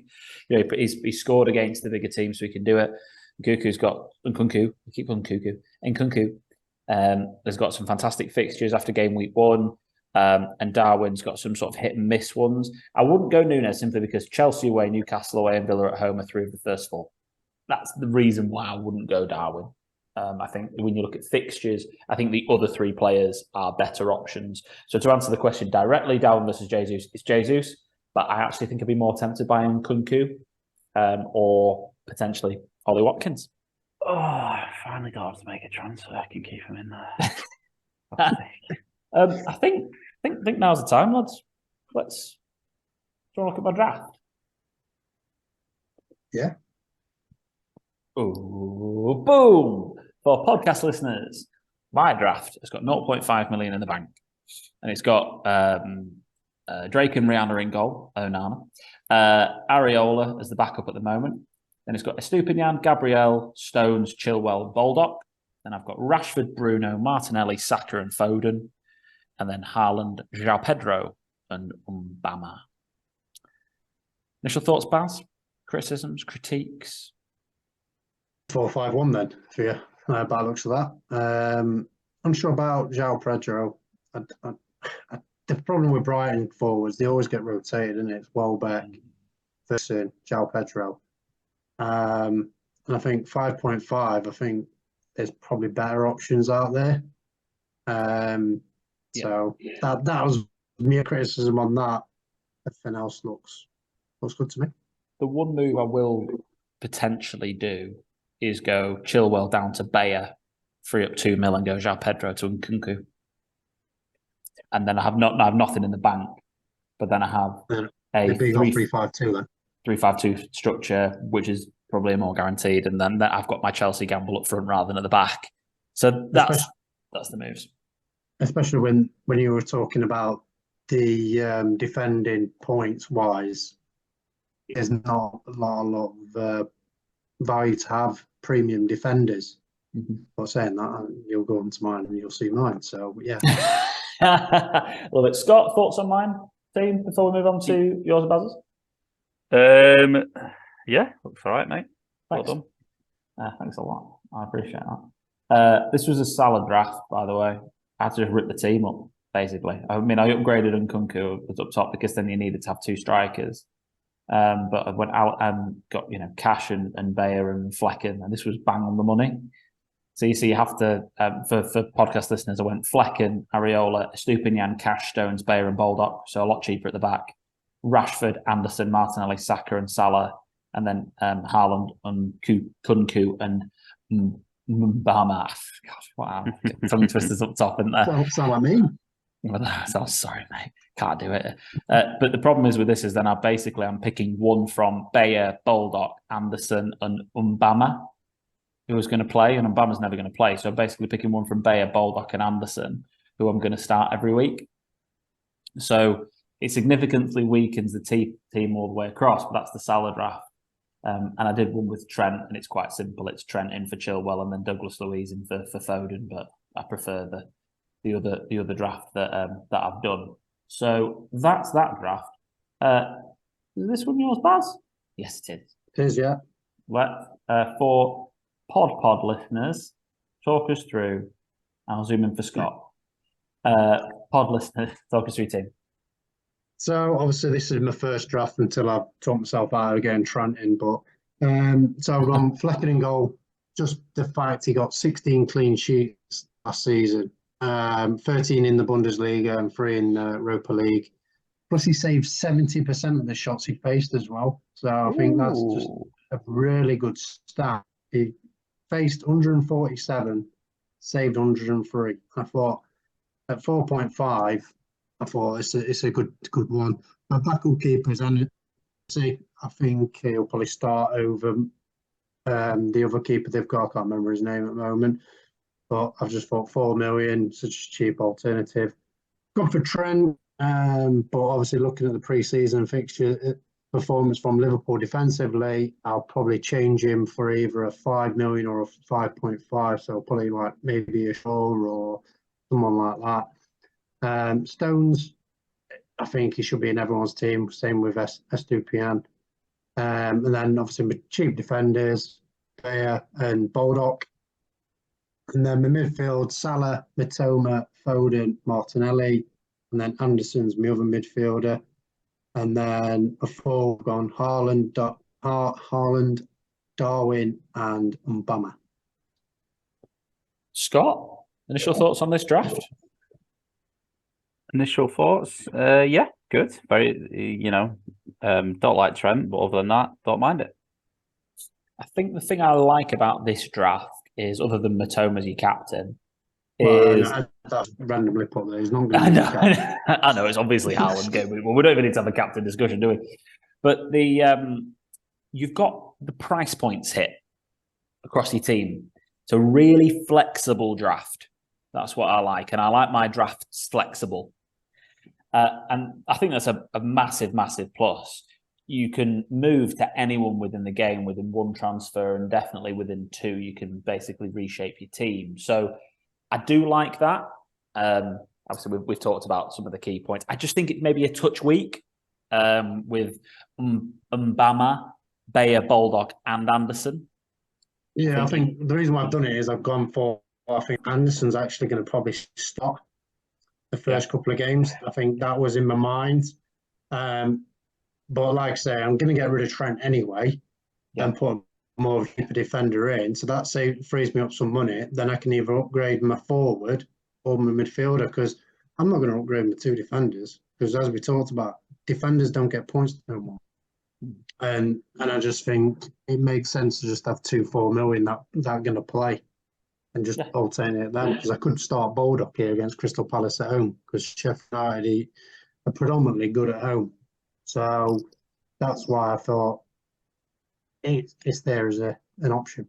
I always used to structure my teams before the season before last with basically game week 1 was if there's 2-4 million defenders that play, I'd put them in. I'd have 2 4.5s that rotated, and like Trent. That's just how I used to always set my defence up. And now it's probably 2 starting defenders of Stupinian and Stones, and then it's going to be probably maybe a Gabriel and 2-4. But it's to say 2-4 million defenders probably at that point. Scott, is there any point doing your draft at the moment? It's changed a lot, mate. It's changed a hell of a lot. So tell us what's changed. So Pickford's gone out. He lasted 1.5 minutes into the podcast. Onana is in. Gabriel and Stupinian have survived. And so has Henry. But we've now got in Stones, and we've got Baldock in. Nice. Midfield, Matoma, Grealish, and Saka all remain.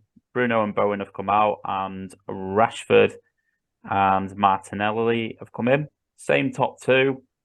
And Vinicius is still there. Ariel is still there. So. Don't mind Vinicius at all, by the way. If it looks like Mitrovic is leaving, so at the moment he's the striker, isn't he? So Oh, is he not leaving? No, Mitrovic is probably going to leave, but they've got Raul Jimenez now. Vinicius has played. Vinicius has played a lot in pre-season. Huh? Yeah, Raul's only just started, hasn't he? He's only just come. 5.5 million. I think that's a good buy, especially if he catches flames like he did before his injury. I think it'd be a very good buy. Interesting. Okay. To be fair, I must have missed that transfer. Baz. He went cheap as well. Oh, well, he's been rubbish. So that's probably why. Barry, I gave Baz the task of doing an under 1% ownership team to pick out some really, really strong differentials. So we'll whip through this before we get to our table predictions and a few more predictions to wrap up the first little period of time and do our draft. So Baz, talk us through your less than 1% owned team. So I've gone Vicario in goal. The new keeper, obviously, Lloris wants out, and I think he's going to start over Foster and the other young lad. Foderingham, just for the fact I think Sheffield United are going to be strong at home, like always. Defenders, I've gone for Ashley Young, because potentially might play wing. Kiki, as I touched upon, I think Brentford keep clean sheets, and I think he gets some attacking returns as well. I'm going for the new signing for Brighton, Igor. 4.5%. Brighton obviously look defensively sound as well, even though they play quite expansive football. And I think he's going to be quite good. I think he was something like 0.2% over, something like that, because potential with Webster and that. Then I've gone for Mitchell. And then I've gone for Reguilon, as I touched upon. I think if he does what he did in 21-22 season, I think you've got an absolute steal there at 4.5 million. Midfielders, gone for Brennan Johnson and Harry Wilson. I've got 2 Welshmen in my team. So biased. I've gone Harvey Elliott. I just think he might be good now with Henderson and Fabinho not there. I think he might play more games with either or Jones, but I'm going for Brownhill. I think his stats in the Championship, I think he scored something like 6 goals and 4 assists, or maybe how much is Brownhill? 5 million. Okay, fine. He was a classic 4.5 job before Brownhill when they were in the Prem before. Yeah, And I see 5 million. Yeah, I see you've got Ben Rama as well. Yeah, Interesting that he's that lowly owned. Exactly, that's what my thoughts are. I thought I had to do like double, triple check on that, and go, oh, he's less than 1%.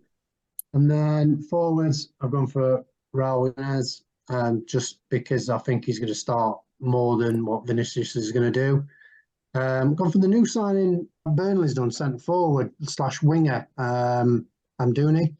I think he scored 13 goals in the Europa League, I think. Something like that. Yeah, I thought, bloody hell, if he catches like that and knows his players as well, he signed some great players in Championship. And then Cunha, I think he's going to be the main striker. Since Diego Costa's not there, I can't pick him now. So I've gone for Cunha for everyone to laugh at. Oh, what a shame. Let's go. Sorry, go on. No. What are you saying? Sorry, to finish off on that. Don't matter. I cut you off there, didn't I? Apologies. That's classic me, really. Predictions, lads. Let's get on to our table predictions, because I thought this would be quite fun to do, because I like to hold us accountable for our crazy predictions and things that we do wrong. So my table prediction for the top 4, top 7, I've gone Man City to win the league. Then I've gone, not biased at all, Man United to come second. Liverpool 3rd, Arsenal 4th, and I think Chelsea. Spurs, I've gone to beat Newcastle, which I'm not 100% about. And I've gone Villa in 8th. Bottom 3, Bournemouth, Sheffield United, and Luton. Scott, City, Liverpool, Man United, and you think Chelsea will sneak into 4th above Arsenal? Yeah, I'm really getting behind Chelsea. Do you know why? They've got no Europe this season, and we've seen, big boys in the past seasons where they've not had Europe. They've done really, really, really well. I think Poch is good. First 5 games is really important for them, get them gelling. But again, they've looked good in pre-season. I feel like there's going to be less circus around the club now.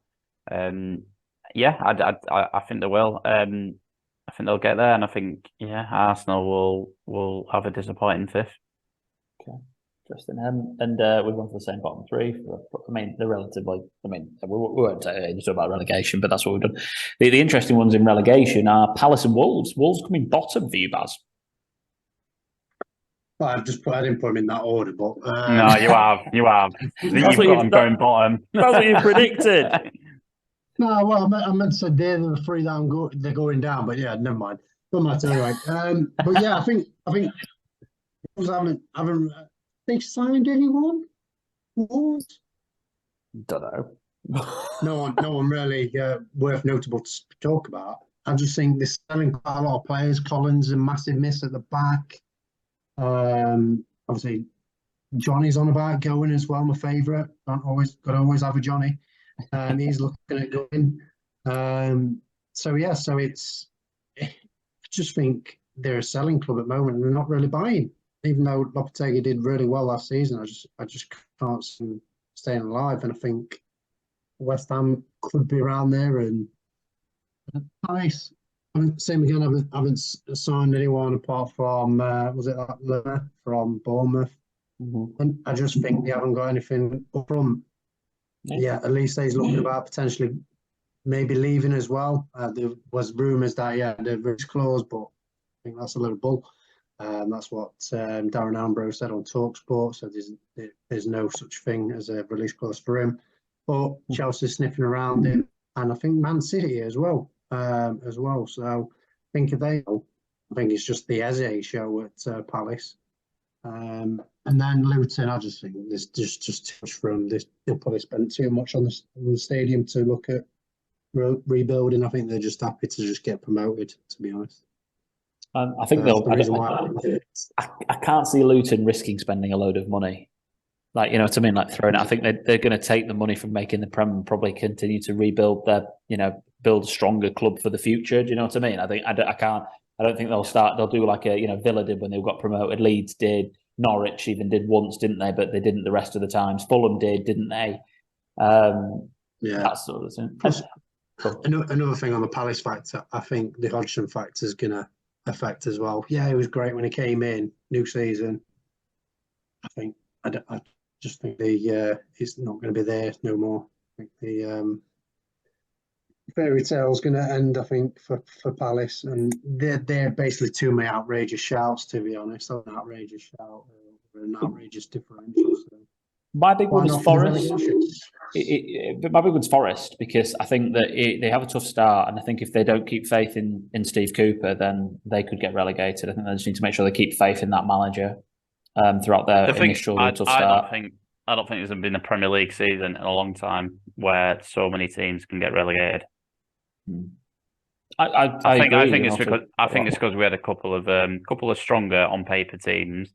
I mean, Leicester for one, didn't, and we've had a couple of on paper teams get, your Luton, who thought they would get promoted last year.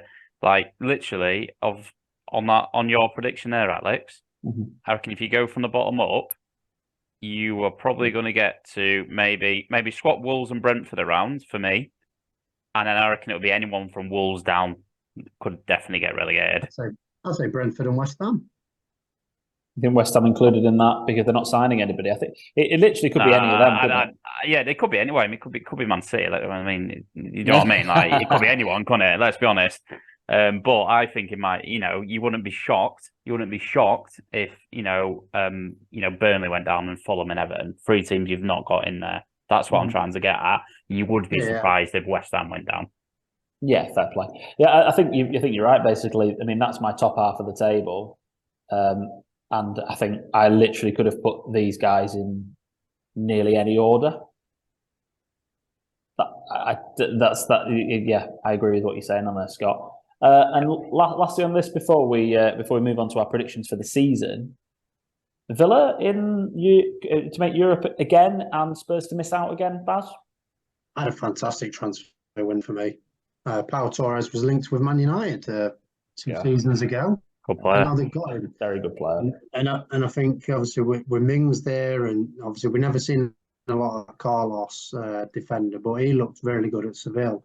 Obviously Diaby as well, and obviously he likes of Bailey, Buendia, obviously Coutinho still there.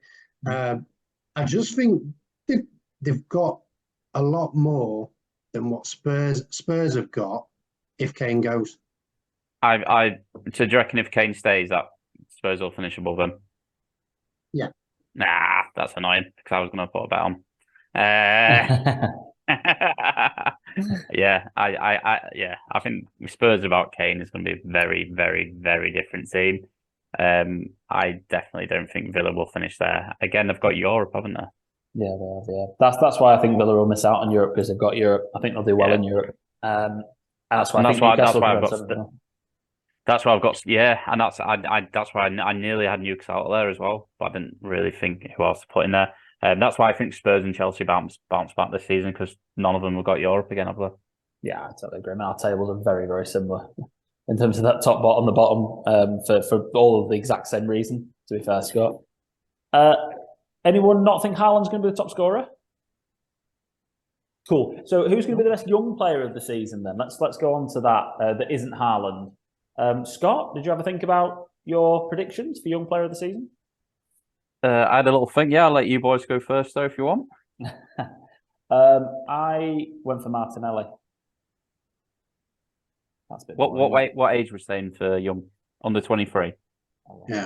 Under 23, yeah. Martinelli's under 23. Odegaard won it and he was 23, wasn't he? So. I think Martinelli's under 23, isn't it? No, he was born in 2001. Yeah, fine. Okay, I was going to say. But yeah, great with that. Martinelli, very boring pick, but I think he'll have an amazing season and help Arsenal come forth. Baz? Torn between Saka and Foden. Foden. Good.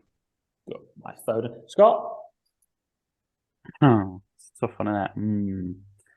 Come on, Scott, think on your feet really quickly. Let's see how old this guy is. Come back to me in a few minutes. Are you looking at West Ham players? Yeah. Lanzini. Fornells. Yeah. Well, before we come back to best signing so far, Baz, do you think? Or who proved to be the best signing of the season? Moussa Diaby for Villa. I think if he does as well as he has done in the Bundesliga, I think with how Villa play, I think he's gonna thrive. I went for Tonali at Newcastle. I think he's going to be a great addition to that midfield, and to help secure them up with Bruno Guimaraes and whoever else plays in midfield with them, whether it be Joe Linton or obviously Elliot Anderson potentially even as well. Scott, young player and best signing. They're stacking up now for you. Yeah, they are, aren't they? Best signing for me is going to be on Kunku. Really backing him out. Yeah, you love Chelsea this year, don't you? We've got Scott's new team. He loves Chelsea this year. Right, and do you know what I think is going to be young player of the year? Anthony Gordon. Oh, here he is, Anthony Gordon. Did you see him in the Euros, mate? Oh, it was insane. I thought he was going to be your less than 1% differential, because I think, isn't he less than like 1% owned or something? Or what's his ownership? Check his ownership, Scott, because I'm coming to you in a minute on that. Baz. Yes. There's an absolute abundance. We're going to try and pick a differential for the season here of an under 5% owned currently player. I really struggled to pick because there was a good handful of players here. What are your thoughts? Who do you think is going to be the under 5% differential? Son. I had Son. We all had Son. It was Son if Kane stays. Yeah, that was. Yeah, he was going to be right up there for me. But I'm glad I've asked you to pick first. I want you to narrow him down for me because he's on my list. So you've got Son, okay, for all the obvious reasons. Scott, have you had a look at the 5%er? Well, yeah. The one that I actually did look at, and then Baz has taken. How are we giving Baz Son? How does he get to go first? Surely it should have been like reverse order of like how we did last year in fantasy in these picks. Well, it should be reverse order on the differential, and Baz won with Watkins, didn't he? So we've let him go first. Again, you can. No, it's fine. I love Trossard. Okay. Trossard. How is like Sterling, Buendia, Gakpo, Jota, Anthony? You know what? Let's go with Raheem. Let's do it. I'm backing Sterling. Whoever thought it? let's do it. Come on, Raheem. Less than 5% owned. Game week 1 differential. Scott, under 1% owned. If you look at this one. Yeah, I'd Ben Rama on that. Ben Rama, nice. Baz. I haven't actually looked yet. No, Baz, come on, we have 8. I'm doing a Williams. I'm winging it. Any in that 1% team? Maybe probably the best place for you to start. Yeah, there is. I'm just looking at the fixtures, to be honest. Let's have a look. Well, if only there was a team to look at with all the under 1% players. I went for Dan Juma. I was like, let's see what he does game week 1 for Everton. Just to go, just to bring you Anthony Gordon one. He's owned by. Why does it tell you his ownership? Oh, there, 0.5%. What an absolute lad! Well, wait, let's have a look then. 1 second. I'm going to go for. Oh, Harvey Barnes just above it. Ah, that's it. X1 McBurney. Oh God! Ollie McBurney. League code for the season, guys. V6 WX90. If you managed to make it this far, you deserve to join the league. V6 WX90. I'm going to skip the bit about the pod team because I want to get onto the draft. But pod team this year, basically, we're all going to get you all to vote on it, and we're going to come up with the options of you guys, the listeners, to vote. And that's what we're going to do. So I've simplified that because we're going to move straight on to talking about. Oh, and before we talk about draft, do you know we talked about predictions? We're going to predict who's going to win the league and cup in our league. Oh, good shout, Baz. Thanks for making sure I didn't forget that. The deadline, by the way, I think was 6 o'clock on Friday, the 11th. I think it was. So I was just going to 6:30. I think is on Friday the 11th. I was just going to check that. Baz, have you had a think about this then? Who are you going to predict is going to win the league and cup? I'd like to say I'll get back-to-back wins, but I don't think that's going to happen. I think Mr. Consistent himself, Jeff Belcher's going to win it this year. League and then cup. Who's going to win the cup? Heather or Callum. Oh, okay. So like that. Scott, your thoughts on who's going to win league and cup? You're going to win the league. I'm going to win the cup. Let's do it. I'm in form. I'm the informed guy from back in last season. Yeah, I don't want to go for Jeff as well because that's really boring from you going for Jeff. So I think that this season it's going to be Cully's year. Cully's not gonna burn his chips by game week 8, and he's going to actually do really well this year. And he's going to win our league, and he's going to win the goals league. He's going to do really well. And cup wins Scott Williams' year. It's Scott Williams' year to win the cup. It's mine. It's gonna be me against my mum in the final, and I'm gonna win. Unlucky, Judy. I'd really cheat your mum on at that point.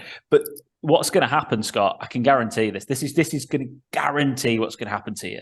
You're going to have a horrendous start. Chelsea are going to be rubbish. You're going to be well out of the league contention by game week 18. Poch will get sacked. Poch will get the sack by Christmas, and you're going to sit there and go, "Well, I'm going to save all my chips and win the cup." And then you're going to win the cup. You know what? I will actually do that this year if it happens. Yeah. Yeah, I think that's exactly what's going to happen. You're going to have a horrendous first half of the season. And then after last year when I went out with 115 points, played 115 points, I went out on goals conceded or whatever. Oh, crazy, wasn't it? Let's talk about draft.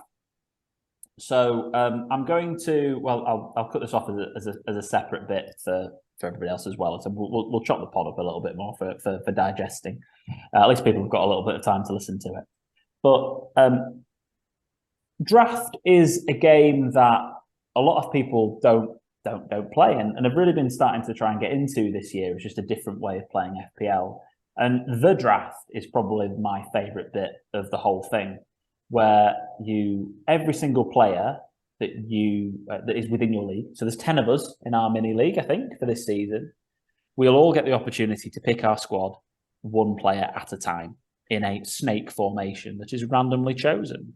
So each player, as in Salah, Haaland, Kane, is only owned by one person. So it can be when Jeff last year had Kane and Saka and Scott had Haaland and they came first and second in the league, sometimes a little bit difficult to catch up to people who have got the best players. But you can, i.e. what I did last year, make 100 transactions within a season and manage to make yourself get third place. So there's more flexibility because you get unlimited free transfers, whereas you only get 34 in a season with FPL, plus 2 wildcards and a free hit. And you can change your entire team at once if you wanted to do so. But the main tactics with draft are to make a list of players initially who are going to be the people you're going to keep for the entire season. Try get those guys in first when you're doing your FPL draft. And then the rest of your team, it's about looking at the initial fixtures across the season. So what I asked the lads to do, and that's my tactics, and that's the way I look at FPL draft.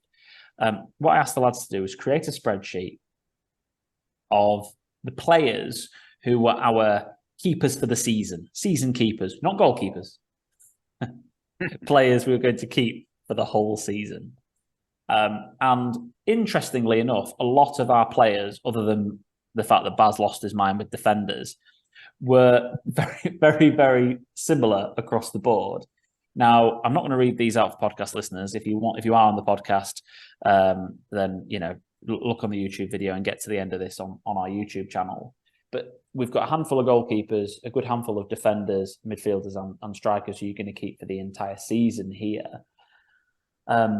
A few debates, so you've got Diaby, Szoboszlai, and Almiron there, Baz. Interestingly enough, I think Diaby and Szoboszlai are fair enough. I think Almiron depends on his rotation. But then you've got Trossard, Havertz, Brennan Johnson, and Eriksen, Scott. Again, 4 players there, potentially rotations. You don't know for season, for people you're going to keep all season.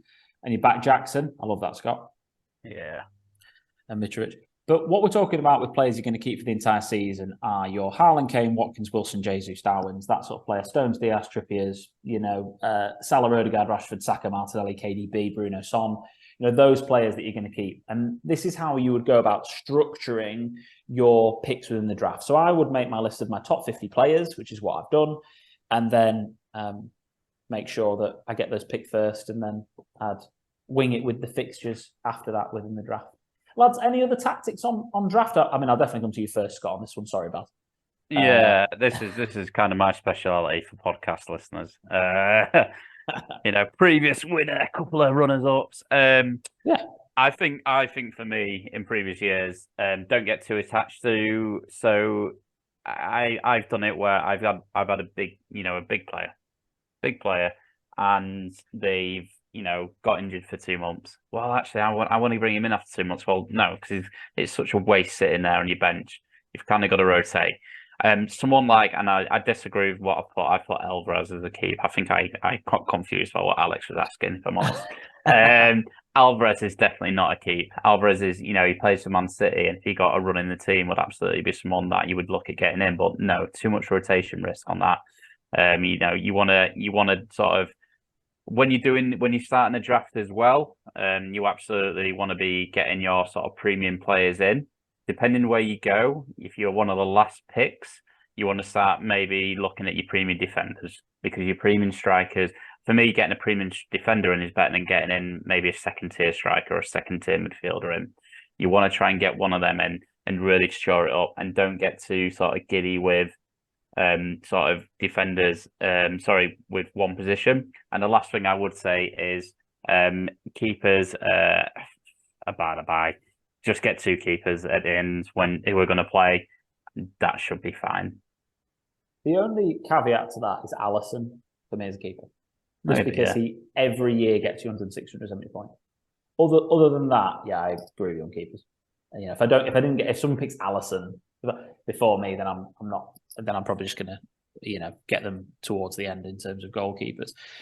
Players that, funnily enough, you didn't even pick Alisson in your team. Your keepers, Scott, funnily enough. But we had Pope. I'm sure you would have done if you'd have. Yeah, that was just a clerical error.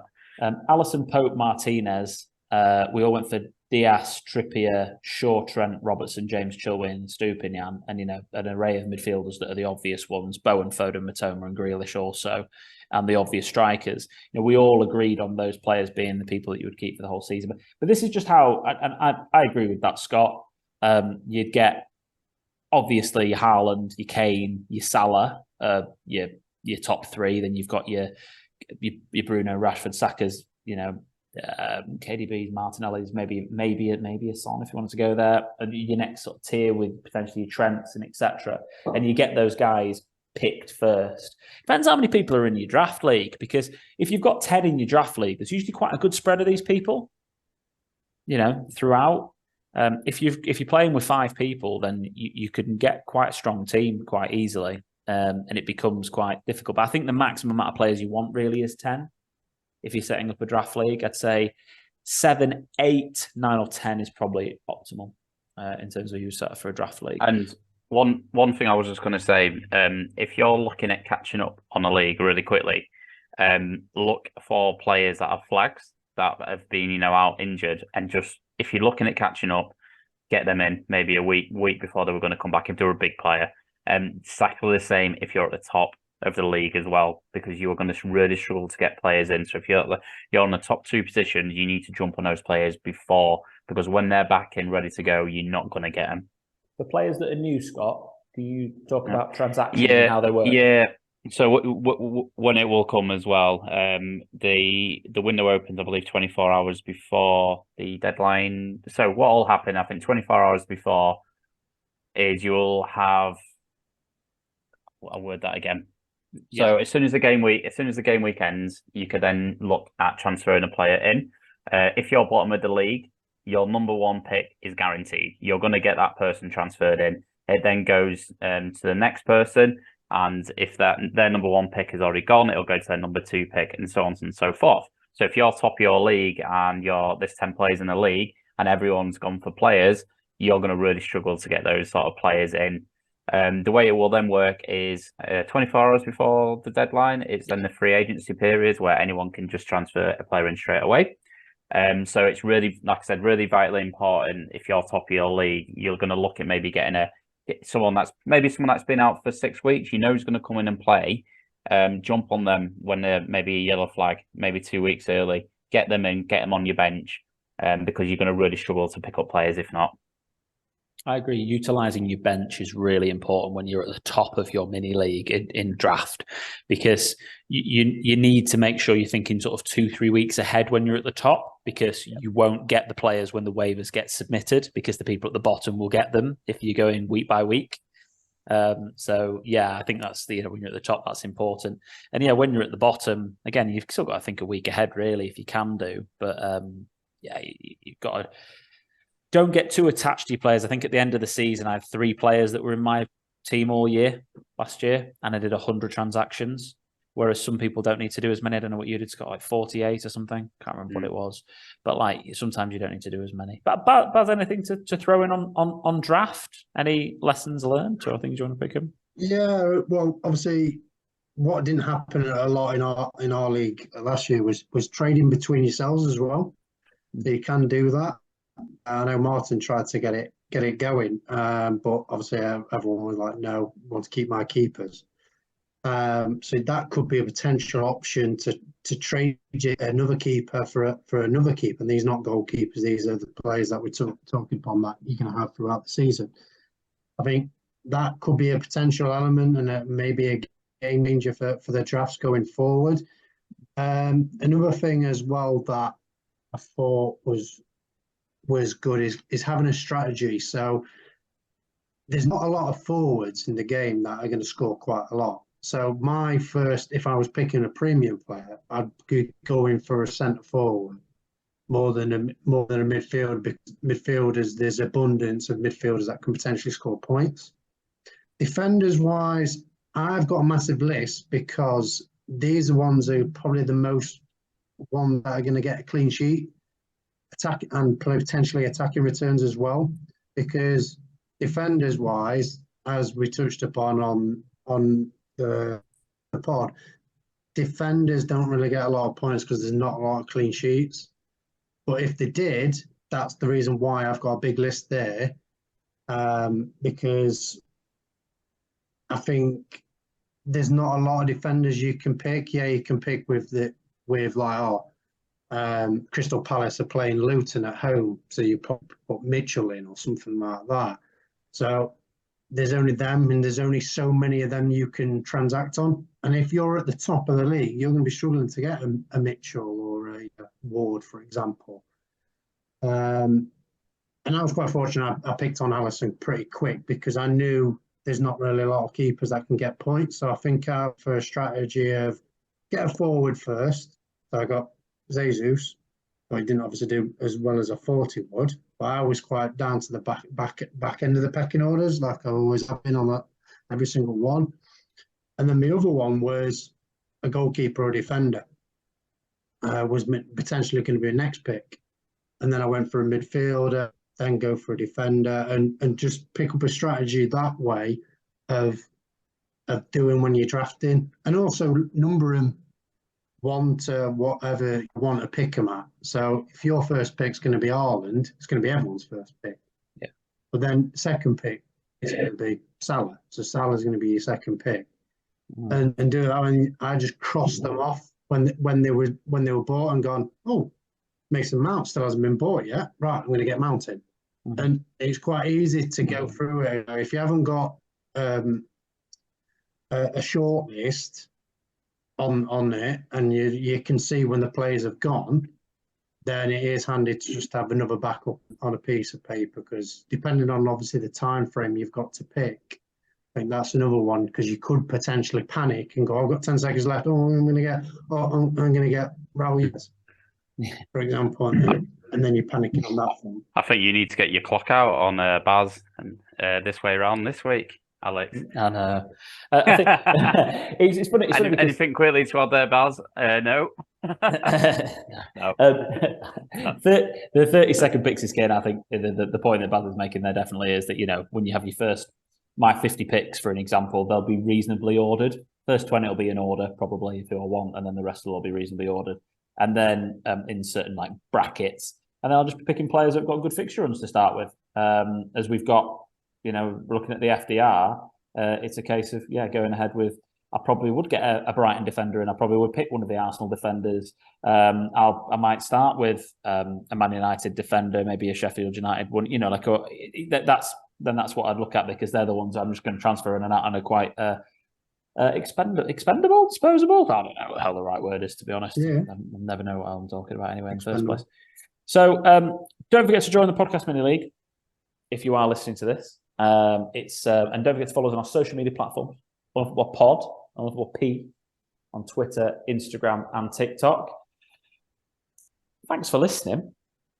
If you've got this far, anything else to add, lads? Anything else that we've covered? This is where you help me sweep up if I've missed anything. I don't think I have. I don't think we've missed anything out. I mean, it's on you, this, Baz. I mean, I know you. Definitely not on me, is it?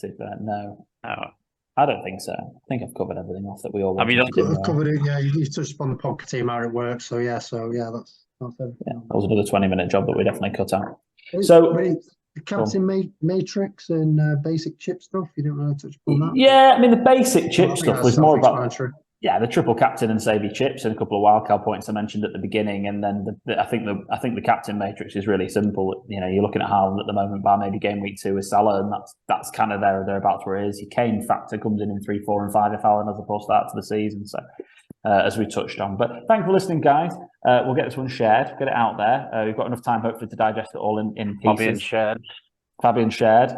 Don't forget to share it with all your friends. This is the time of the year when people end up actually taking in quite a lot of content. So these ones tend to get the most listens and the most follows and the most shares. So I really appreciate it.